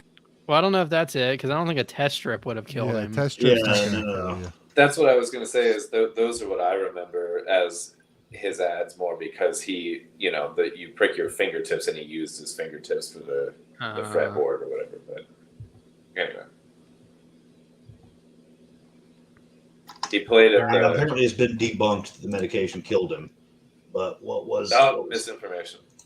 Yeah, whatever. But he Add was it to our list of misinformation tonight. There's plenty of it. Yeah, it was all over the commercials, and it was just really weird that he was exhibiting all the negative side effects of the medication, and he was the sole advertiser. So that's why they have to do this nebulous like group setting thing, because if it's something like, because that was a big thing. I remember it was in the news for a while. Like his daughters were pissed. They sued. They cost the drug companies a whole bunch of money. God, I think it started with an A. I don't know. I'll figure that out. We can talk about it later. So his Wikipedia says 2 of his daughters allege that King was deliberately poisoned by 2 associates trying to induce diabetic shock. Wow. Then an autopsy showed no evidence of that. Holy crap. That's a big accusation, man. Yeah. I mean, Michael Jackson was murdered, so it doesn't seem. The people that they were on the commercial for the genital warts cream and the herpes medication, like they could not have a personal life. And I remember because one of them came on, there was a morning rock radio talk show here in Atlanta, the regular guys, and they had one of these folks on, and he was like, I just got out of college, I couldn't find a job, and they offered me like $20,000 to be on a commercial about genital warts cream. That's why it's so high, is because the social implications or ramifications of being associated with he's it. like, but I had no idea they were going to show the commercial during the Super Bowl. Oh, and God. it was like their big, huge commercial push. Like they put like so much money behind that one commercial. You know, they gave him 20 grand, and he's like, and they aired that commercial for like 2-3 years. They aired it during like all these big events, and so like I could go anywhere in the world, and they were like, "Hey, it's the genital wart guy. How you doing?" Man. Yeah. So that's why they have to do like big groups. But yeah, the dancing is. I'd be interested to look into the choreography and see any kind of similarities between that and any campaigns or anything like that. I don't know. I'm pretty sure the Jardiance one has been around for longer than Kamala has actually been running for president. Like I said, I would like to hear Jake's actual theory, because it has to be deeper than that. I don't know. Yeah, I feel like I'm probably misrepresenting. I mean, I know with this may be way off base of what he's talking about, but when like Hillary Clinton was planning to run for president, she paid a bunch of shows and movies for just favorable mentions of her. Yeah. And you can see it if you go back and watch old TV. Like I know New Girl is one of them, where just one episode out of nowhere, they praise Hillary Clinton for no good reason. And I'm like, they just got paid for that because it's before, you know, I don't remember if it was before she ran against Obama or before, you know, in between that and Trump. But it's like that was one of her strategies. It's on. You can Google it. It's on the record of like, we're just going to pay people to be nice to me. Yeah, Parks and Rec was pretty notorious for this, especially in the later seasons. And they had Biden the whole was Joe on. Biden thing. Yeah, yeah. Back before. I mean, they had everybody. They had lost his. McCain was getting a tongue bath from them. Just, he was one. Just all the worst people. Yeah, I think Pelosi was one. Yeah, there was several, but maybe Hillary was one in there too because they had a lot that show. I don't show remember was that specifically. Entertaining at the time, but I mean, you know, Offerman wasn't the giant pussy he is now. Well, he probably still was that pussy, but at least he was, you know, pretending to be a man at that point. That show was frustrating in that, like, I still think it's good comedy, it's good writing, but it got such a popular platform that it was just like targeted for a bunch of just propaganda bullshit and stuff like this. And it's, I mean, this is most things in pop culture for me. It's just Amy hard to Poehler say. seems to have no qualms with doing the propaganda either. Like she still does it for her. Those same politicians. I agree. I'm converting this into waxing philosophical or whining philosophical. My last that's what we're doing now anyway. So there we go. Perfect. Then I'll start with this instead of close with it. But did you see the whole, like at the start of like the COVID lockdowns thing where they rallied the troop, they got the old crew back from Parks and Rec to, you know, report, play their part again on the show and kind of do this little they thing all like on film YouTube something at home basically. Yeah. And like basically like support the whole lockdown movement thing. And I don't know, it was nauseating, but yeah, it sucked. One encouraging thing from the early lockdown period is that even still today, friends of mine that aren't even politically aligned with me still make fun of the Celebrity Imagine video. Yeah. Nice. That was pathetic. Which one was so awful. Yeah. I don't know if I saw that.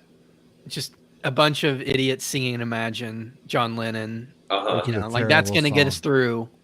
Is that I don't know. I never saw that. All the Can't even name celebrities one of them. singing the Communist Manifesto from their yachts. Yeah. Did you see the ones with all the I don't know how to say this without going to strike the transvestites talking about we're coming for your kids, and they did it like in the same kind of format. Well, I think they were just gays. Okay, there we go. The transvestites from transsexual Transylvania. Yes, exactly. By the way, we can also make this an audience affirmation segment. If anybody has anything they want to put in the chat. Tell us how good we are. Congratulations. Yeah, apparently that's the point of this. Mm-hmm. But yeah, so Max says now we have eye patch McCain. That sucks. Like I don't know if that's a lateral. Like maybe regular McCain is a little worse than this guy, but what's his name he's again? Also not the Crenshaw. Dan Crenshaw. Yeah, Crenshaw is also not the cultural figure that McCain ended up being because, well, you know, it seems at least the Republicans to some extent have moved past the a whole lot of the war hawkishness. You know, there's still a little bit there, always will be.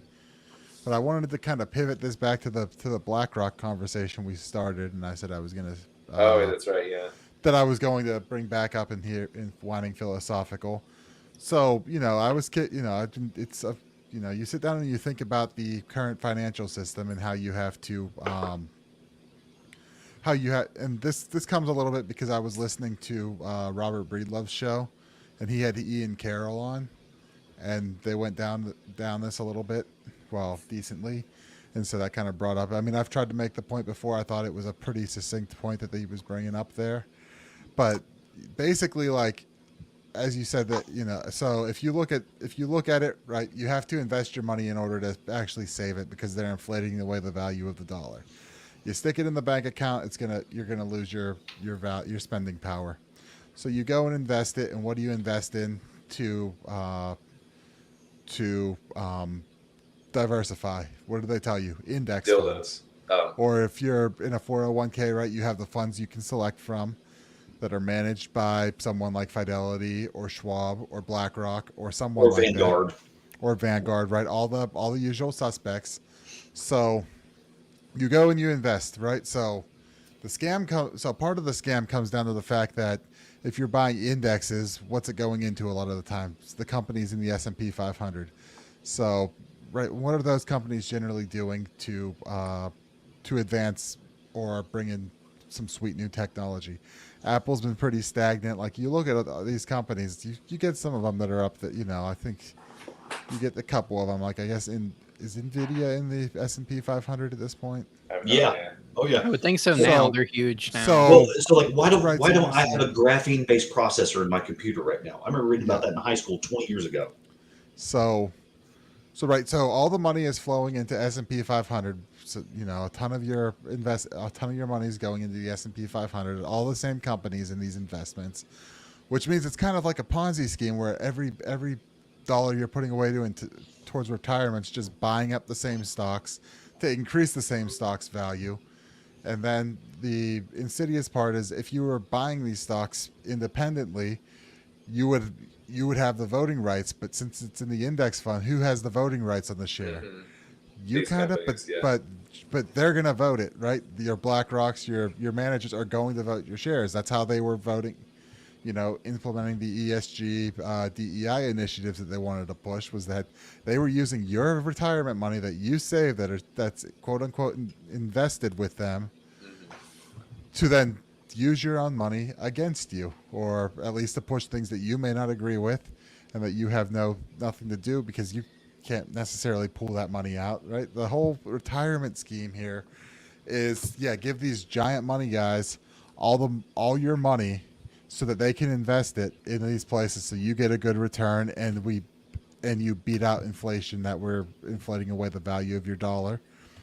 And then if you go and look, and I just pulled it up, who's some of the largest institutional holders of BlackRock?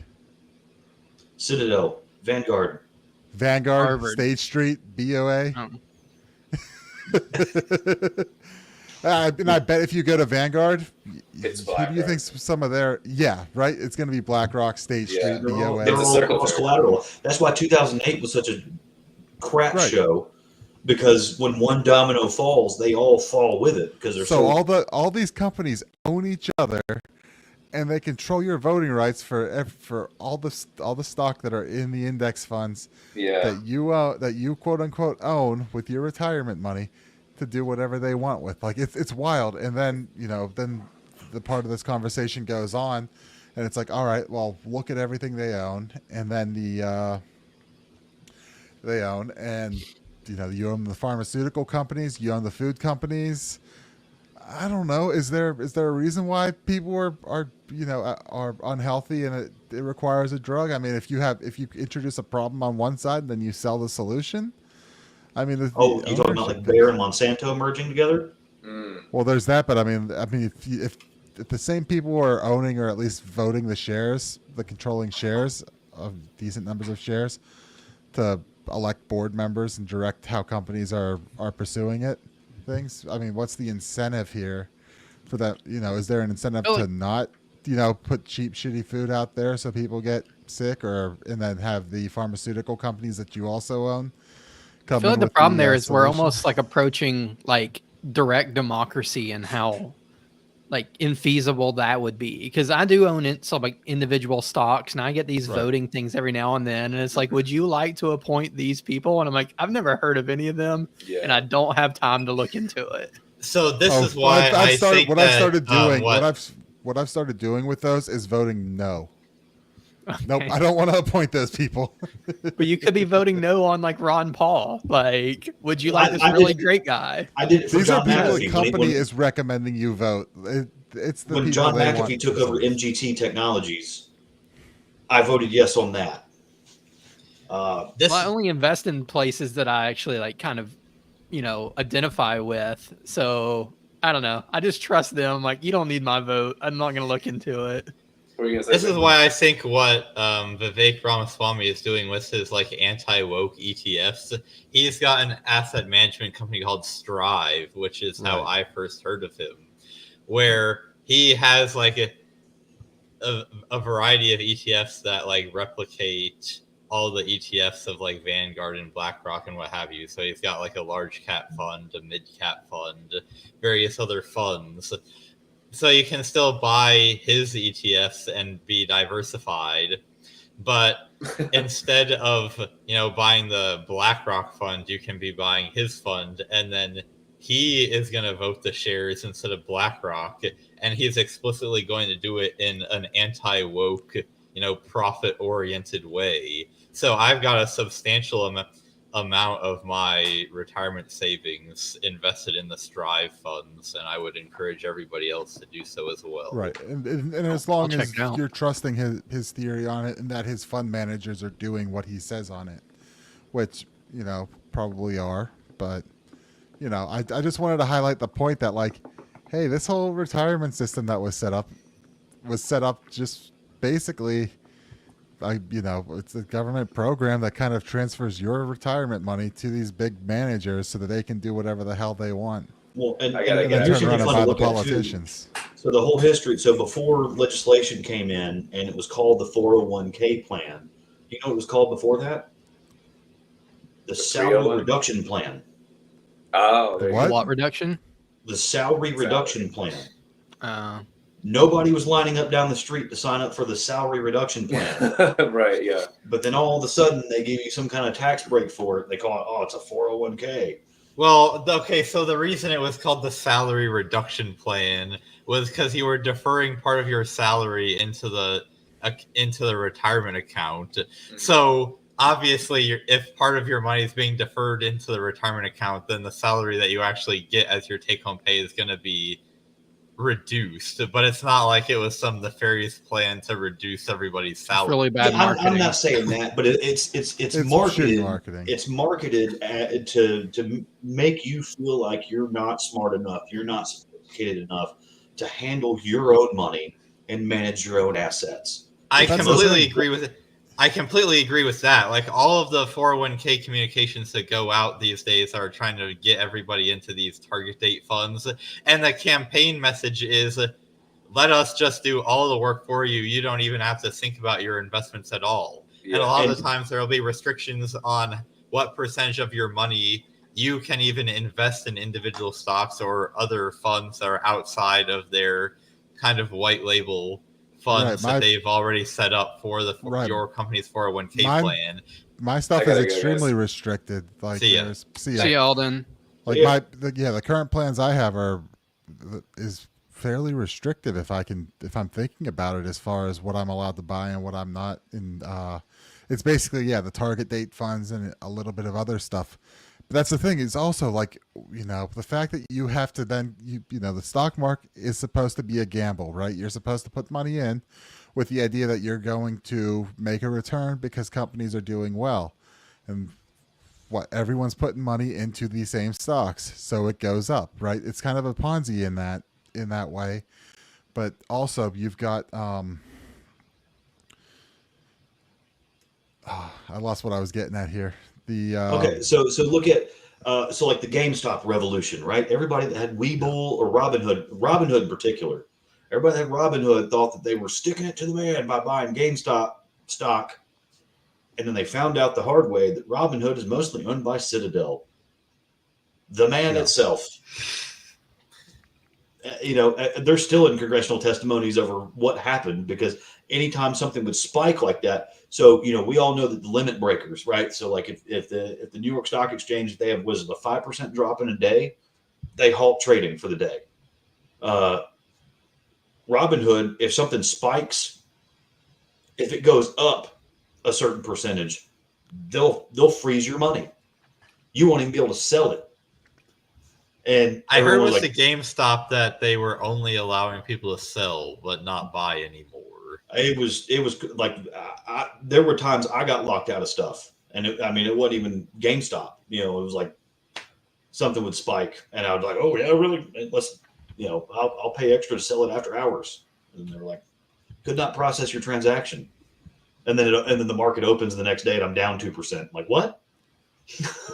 So yeah, what I was getting at was, yeah, they want, like Zane was saying, so they want you to believe that you're too dumb to manage your own thing. But the stock market's a risk. It's supposed to be a gamble. It's not supposed to be like the safe, just put it here and it's going to go up like it's been claimed. So, it's the division of labor here. So, I'm an engineer. Zane does something. Steve surveys stuff, and Zach is, cybersecurity wizard. So everyone's got their own role, but then to keep the value of your money that you've earned already, instead of it being inflated away, you've got to then go and figure out what stocks to pay attention to and what to buy, what's going to be good over the long run, and actively watch this. Basically a second job just to hold the value of your money so that you can retire, because you can't just put it in a bank account, because you're just going to be the value is going to be inflated away. So it's a whole system of kind of perverse incentives to kind of force you to put money away into these, into retirement accounts, which are then, as we said, controlled by companies that then all own each other, so that it's everyone controlling everything at one place. Well, and a lot of it went in place in the wake of World War II, when the prevailing thought was, I'm just going to put this in a coffee can and bury it in the backyard and let my grandkids dig it up after I die. So that way I bury $400. My grandkids are going to dig up $400. And then people started to come in of like, well, give me the $400. And then after you die, I'll give your grandkids $600. Oh, really? But then, like you said, it's this inflationary cycle of like, okay, so you see the numbers getting bigger, but you're not really doing the math behind the scenes of your dollar's worth less. So like stats come out right now. I know that, a lot of people are tracking like new home sales, new home value, average home price. Everybody's run Zillow on their house every now and then to figure out, what it's worth. Like, hey, I've been here 5 years. The value of my home's up 40%. Nah, not really. The value of your dollar is down 25 to 30%. And then the value of your home is up 10% in 5 years. And right. And so I think part of the other perverse incentive is you've got to have these high stock prices and high market cap values for, in these S&P 500s. That way then you can go and get a whole bunch of cheap debt and then basically just buy up, smaller startups instead of actually innovating on your own, right? What's Microsoft put out there recently? What have they actually developed in-house? They'll just go out there, you buy, what was it? Azure, their AI. That's their cloud platform. Pilot. Yeah, it's okay. So that's OpenAI. They bought OpenAI. They didn't develop it themselves, I don't guess. Right. So you go out there, and then you buy. Basically, that's what those big, they're kind of, as they've been referred to, kind of zombie corporations, where it's like there's debt, but as long as they're keeping these values up, they get more debt. They go buy whatever is big and on the up, instead of actually figuring out and having any sort of vision or anything. They're just kind of floating along, and because everyone's 401k money is getting dumped into these companies, it just kind of keeps inflating it and allowing them to continue accessing this debt. And that was the whole thing, and then that was also sort of the BlackRock thing, right? Hey, if you want the debt, if you want us to be able to capitalize you, you're going to have to implement these policies. This was what we were talking about back in COVID, the ESG, the DEI ESG stuff, which it seems like they've backtracked on because it really can't, to some extent, because I think it's really started to get a bad name out there. Well, because they were like, hey, wait a second, my company's not supposed to burn to the ground before I'm a trillionaire. Yeah. This isn't what I was promised. I'm supposed to rule the world with you guys. Yes. So that's, in the whole philosophical, that's kind of what's been on my mind with it. Just kind of how the financial system, beyond. So here's a scary thought. Let's run this through. It's, Here's a scary thought. How much of our economy and the value of the way we perceive things with our daily lives, not just our dollar, but with our goods and our services and all of that stuff, how much of that is BS? Because like you said, it's cross-leveraged companies owning each other, trading each other's stocks and selling it back to you and us paying it back into them. You take all of that back and forth, crisscross collateralization out of the equation. What is all this really worth here? Nothing. Are we better off? There's probably some parents? value to it, but it's probably not. Are we better off than our I've got better video games and internet connection. Are we better off than our parents? How do you define better? Exactly. And how do you even is the question even answerable in principle? Because this is kind of the entire insight of the Austrian economists of value being subjective and it not even making sense to have interpersonal utility comparisons, because my subjective state of well-being is something that only exists inside of my own head. And so does it even make sense to say, am I better off than my parents? I mean, in my particular case, I can say confidently that I am, because I know the standard of living that my parents had when they were my age. But just as an abstract question, are we better off than our parents? Well, I don't know what the subjective, intrapersonal state of being of my parents was. So is that even a question that it makes sense to ask? Let me make some, some of this may be oversimplifications here. So yes, my parents grew up, they would wash out a sandwich bag. They would use the same sandwich bag like a bath towel that I use today, the same one for a week. That one sandwich bag would carry a sandwich every day for a week before they thought about throwing it out. Okay, they turn it inside out. They get home, they wash it, they use it again. They had a family ball of tinfoil. Taking a chicken breast to work for lunch, and you wrap it in tinfoil. They come home, they flatten out the tinfoil, wash it off, and use it again. Okay, but they always had clothes. Something comes up, fall photos, school pictures, family photos, funerals, weddings. They never had problems. Hey, we're going to run down to Sears. We're going to get you a new outfit. Not a problem. You get sick, you got to go to the doctor. Not a problem. Pantry's full of groceries, cars full of gas. Okay. Today, especially if you got kids, oh my God, you got to go to the doctor. I mean, that's hey, which credit card are we using for that? I throw away a plastic bag after I use it every time.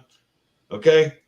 But if I got to go buy a new outfit for a funeral or a wedding or some family photos, that hurts.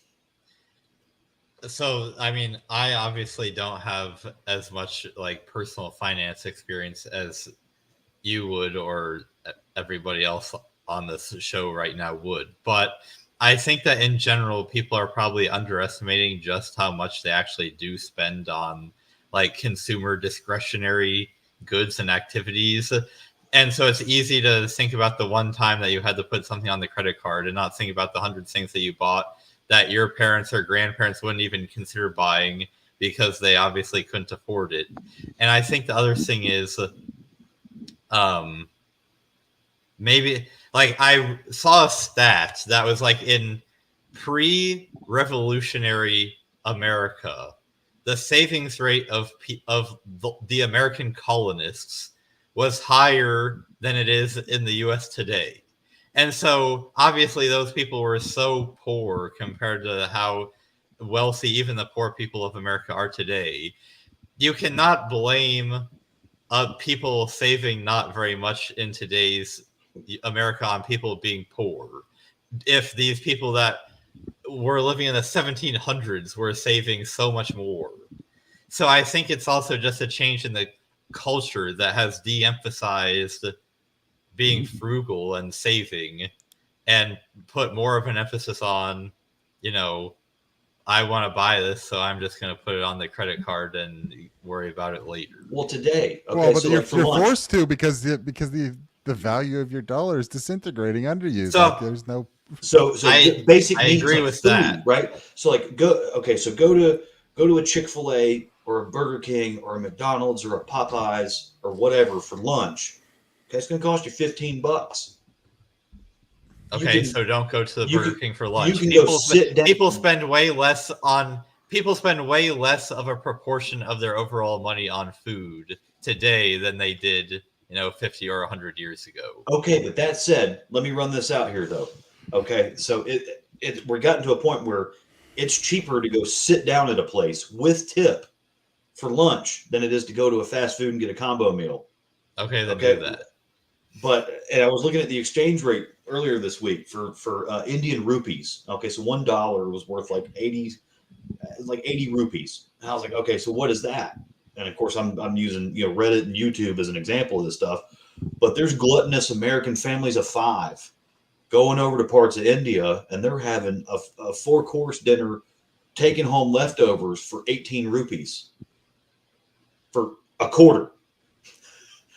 Okay, now what is the average wage over there? Like $5 a day. Okay, cool. The geographical arbitrage is wild sometimes. Yeah, but is your $15 fast food meal more than 1/5 of your daily wage? And that's, a lot of people it is now. Yeah. When I visited Argentina, we had trouble spending all of our money. Like I got out like $300, whatever the equivalent is out of the ATM. And I'm like, all right, I don't know if we can actually spend all this. Like they had some things that were outrageously expensive. Like if you needed to buy electronics or clothes that weren't made in the country, basically unaffordable. Like I think I went to North Face and their cheapest hoodie was like, no kidding, like $500. But then every night we were eating filet mignon and drinking wine and not making a dent in our stack of cash. Yeah. So I've got a buddy that goes to Dominican Republic every year. He takes $1,000. He's down there for a week. He goes clubbing. He goes out to eat. He's in like a 4-star hotel, and he comes back like after a week. He's like, I partied, I ate, I consumed, I bought, and he's still coming home with $200 in his pocket. yeah, I have some here actually that just sits on my desk forever because like this is probably worth like 3 cents now, but. Viva la libertad carajo. Yeah. All right, let's get into the funny stuff and wrap up here. Unless anybody has last philosophicals to whine about. I think I'm trying to have a virtual town hall on Monday for my campaign for anyone who might be interested. Check the link in the link tree on the Twitter or the Instagram or whatever bios. Don't think I have that on the website anywhere, but it's there. So I'm trying to do that. I'm still making things happen, doing what I can. So we went to an event last Saturday, voter or something. It's called VEEM, VEEM. They invited all the candidates for all the positions, like statewide and like local races in the pit. This was down in the hood in Pittsburgh. And so we had a good one there. And then I went down to a school in Pittsburgh today, a private school, and we talked to them for a while about libertarianism and got derailed quite quick on, well, how would this work? How would that work? How would this? How would that? I mean, they were, kids were interested. And you were talking like, I think high school seniors here. So it's not like you're not like trying to explain this to a 5-year-old. It's, there were legitimate questions like. And you're also not explaining that somebody who's been set in their ways for 40 years. So. Right. So, there was a lot to get through on some of it. Like, explain how the regulatory capture on this. And it's like, well, all right. One, I was like, all right, certificate of need laws. So basically hospitals and medical facilities went and they basically lobbied and created these certificate of need laws where if you want to put your own competing medical facility, you have to go get their permission before you can do it. Right. So that's why, that you can't just go, certain places. I don't think PA has active certificate of need laws. I wasn't quite certain from what I could read. It seemed like at one point there were, but basically, like, you have money, you want to go buy an MRI and put it in somewhere. You can't do that in those places unless you go to your competitors and say, hey, I want to open a facility that does MRIs. Well, too bad. You're going to take business away from us. Not going to happen. Only we can have MRIs, which was interesting also because I saw a tweet that Pittsburgh has more MRIs than Canada, I guess. Like all of Canada. I saw a tweet like that the other day. I'm like, that's wild to think about, but we are in a weird situation where we have like 2 mega hospital systems in a small city fighting over the whole thing. Canada converted theirs to suicide pods. That is true. I've met people down here just south of Atlanta that they came here from Canada because they got a tattoo. They had an allergic reaction to the ink. Their healthcare system, they're like, yeah, you definitely have an allergic reaction to the ink. You've got about 6 months to live. We've got your tattoo removal scheduled from 9 months from now. And he's like, that math doesn't work. That means I'm going to be dead 3 months before you can remove my tattoo. And they're like, yeah. Have you considered medical And then they call somebody just south of Atlanta, and they're like, hey, we'll remove your tattoo tomorrow. You don't even have to be a citizen, but this is what it costs. And he's like, I'll get my plane ticket. And then he comes down here, and he's like, yeah, I have to pay for my health care, but you know what? I actually have access to it. Yeah. The whole thing, like we say here about call the cops and order a pizza and see which comes first. In Canada, it's apply for a surgery that you need and call the hearse and see which one comes first. Yeah. Have you considered medical assistance in dying? Right. Yeah. Anything else about your campaign or where people can find you, Nick? Well, I got a campaign T-shirt going on right now. So sell some merch on the store. So there's a store at nickc4pa.com. There's a couple items on there, but yeah. So I got a shirt on now, and we're kind of riding into this. So I'm going to try to do the thing this week on Monday. So I'm trying to put out some tweets and highlight that I'm going to do that. So anyone interested, like I said, on the link tree, there is a link to sign up and register for that. So go ahead and do that. Come ask me questions, see what's up. I will do my best to answer whatever I can. But yeah. Yeah. So check out Nick Ciesieslki on Twitter and then nickc4pa.com. And I jumped into one of your last spaces, and it's way more fun than, like a standard duopoly politician, because you got into like Bitcoin, and I don't know, I asked some random Bitcoin question. You didn't hesitate. You knew it, when anybody else would have been like, I don't know, it sounds like a scam to me. So which space was this? I'm trying to remember it. I've done so much stuff. The painting we saw earlier from the school in Athens. Nick could easily be the lead professor at a school such as that. I don't know about that. Aristotle. I did, but actually it was funny because one of the questions I got, because after we gave our whole thing, and they were kind of clearing and letting everyone start to leave if they wanted to, they were like, all right, if you guys have questions, feel free to come up and ask them or whatever, we'll hang out. So I had one girl who was like, so I was looking at your website and I see a lot of mentions of Bitcoin on there, and I'm like, well, one, actually having looked and read through the website is actually an encouraging sign.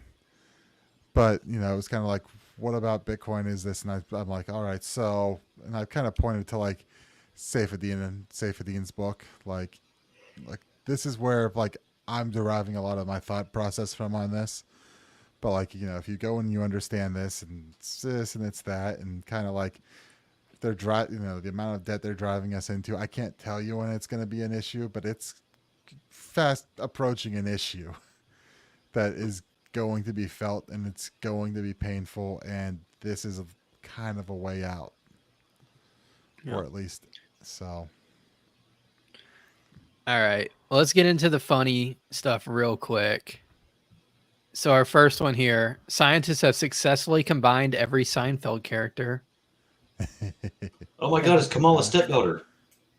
Yes. Oh yeah, it kind of does look like that. Is it for real though? I think that is. That looks really similar. Yeah, goodness. It looks really similar. I've seen another meme with her where it says she looks like that chick that drove her family into a lake in the 80s. I would bet. Look at that I'm almost story. certain that is her. Yeah, it does look like it. What is it? So we M. got Hoffman. the curly hair of Elaine, but the tall hair of Kramer. Got maybe a George face and a Jerry body, and then sort of an Elaine dress, but you know, still weird. I don't know. Yeah. All right, second one here. I'm going into these blind. I have no idea what they're about. Let's just check it out. We voting for Donald Trump or Kamala Harris? Are you kidding?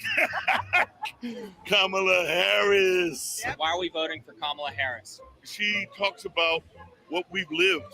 I'm an educator some 40 years. I grew up a middle class kid. And what we've lived is lifting people up, not tearing them down. What was your favorite accomplishment of hers as Vice President of the United States? As Vice President of the United States, she was bold enough to go to the border and tell people to stay home. Do not come. People forget that. No way. Telling them not to come. That is seemingly more of a sore subject when it comes to this administration. Worst border crisis in American history under this administration. What do you think? Oh, and more misinformation. And from you. That's funny. I don't think that was misinformation. The Biden administration inherited that border crisis. You remember the one that Trump said that he was going to build a big wall? I think he made it about 5 feet.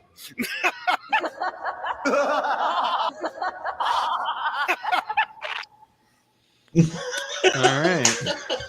That's kind I mean, of that guy is psychopathic. a lot better at articulating his thoughts than most people that get featured in Man on the Street interviews. Yeah, at least he articulated thoughts, even if they didn't make too much sense. And I mean, the second he's wearing a Harris shirt, and he said he was an educator, so school teacher unions, and so I know where you're gonna stand and how you're just gonna justify it. Yep. Is what it is. All right, last one here. So it says, government, we highly suggest you evacuate ASAP. Florida MFs.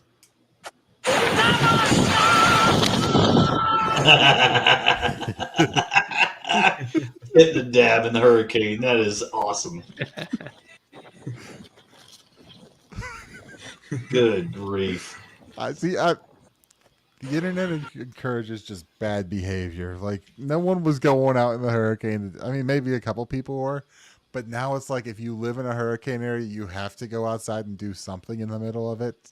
Yeah. Just it all started with that one guy that he would get out there because he's got the long hair, the skinny dude that would always have his shirt off, and he's got the American flag. And he's playing Raining Blood. He'll get out there, Slayer, Oh, did you guys see all the stuff with Lieutenant Dan? Yes. Yeah, I was following that a little bit. I think they got him off the boat, didn't they? Yeah. No, my understanding was like rode out the hurricane on the boat. No, my understanding was they got him to leave the boat and go to shelter before that. Oh, well, that's not what he said. But then I did see some update of people saying maybe he was lying, but who knows? I saw some pictures of like cops down there, like, and the reporting was they've talked to him and convinced him that the mayor wants him to leave and go to the shelter and not. That's funny. The mayor took a personal interest in this homeless man down by the river. But then the Rays stadium roof blew off while they were using that as like a staging ground for the National Guard and people keep acting like they're workers. surprised that the roof blew off, but if you look at what the roof is made of, it's like cloth. Yeah, it's like obviously it was gonna blow away. Duh. Right, but then why did you go and you dumped? Why'd you stage a bunch of people on cots underneath it? Right, like Tampa Bay, so you have the Lightning there, so at least you have a hockey stadium with a real roof on it. And you don't have to staff them all. You don't have to stick them all in the fields. Go stick them in the concourses. Yeah, good point. Good point. I don't know. But it's just I feel like it's when a the metal government roof rips operation. off, it's now a projectile. Whereas a cloth roof, when it rips off, You're it's just still a getting soaked. projectile. Yeah. Yeah. And you're getting soaked, and Yeah. That's All right. so. Any last thoughts, Nick, or plug your stuff one more time? Yep. Election day is coming up soon, so if you're in PA, vote for me. You can find me on Twitter at Nick Ciesieslki, website nickc4pa.com. Still raising donations if anyone's interested or want to help out. Trying to do what I can. I want to see about getting some literature and try to get that out there for, hopefully get some people to volunteer and help work the polls. I'm going to probably take that day off and go work whatever poll I can find and encourage people to vote for me. Nice. So, right on. All right. What about you, Zane? You got anything to shout out or any final parting words? No. All right. Same place, everyone. All right, Steven, wrap us up here. If you got anything. If you're in Georgia, you're south of Atlanta, Libertarian Party Fit in Coweta, we are meeting this Saturday at 1 o'clock at Pearl and Pine Brewery in Sonoya. It's currently my favorite brewery in the state. And we just tabled an event at the Tyrone Founders Day Parade last week. So we are still active. It may seem like a lot of it's fizzled out in Georgia, but there's some folks that are still kicking and will always kick as long as they got legs. Lieutenant Dan. Is Saturday the chase parade that you got a whole bunch of nasty emails back on, Zach? I think it's Sunday. Yeah, Sunday Chase is marching in a pride parade, so he'll be very comfortable there. That seems to be his preferred, way to campaign is pride events. Outside of internal libertarian stuff, that's all he's done is pride events. Yeah. That's all he knows how to do. Yeah. Anyway, I'll just say check out Banished Big Brother, my other podcast. But that's it.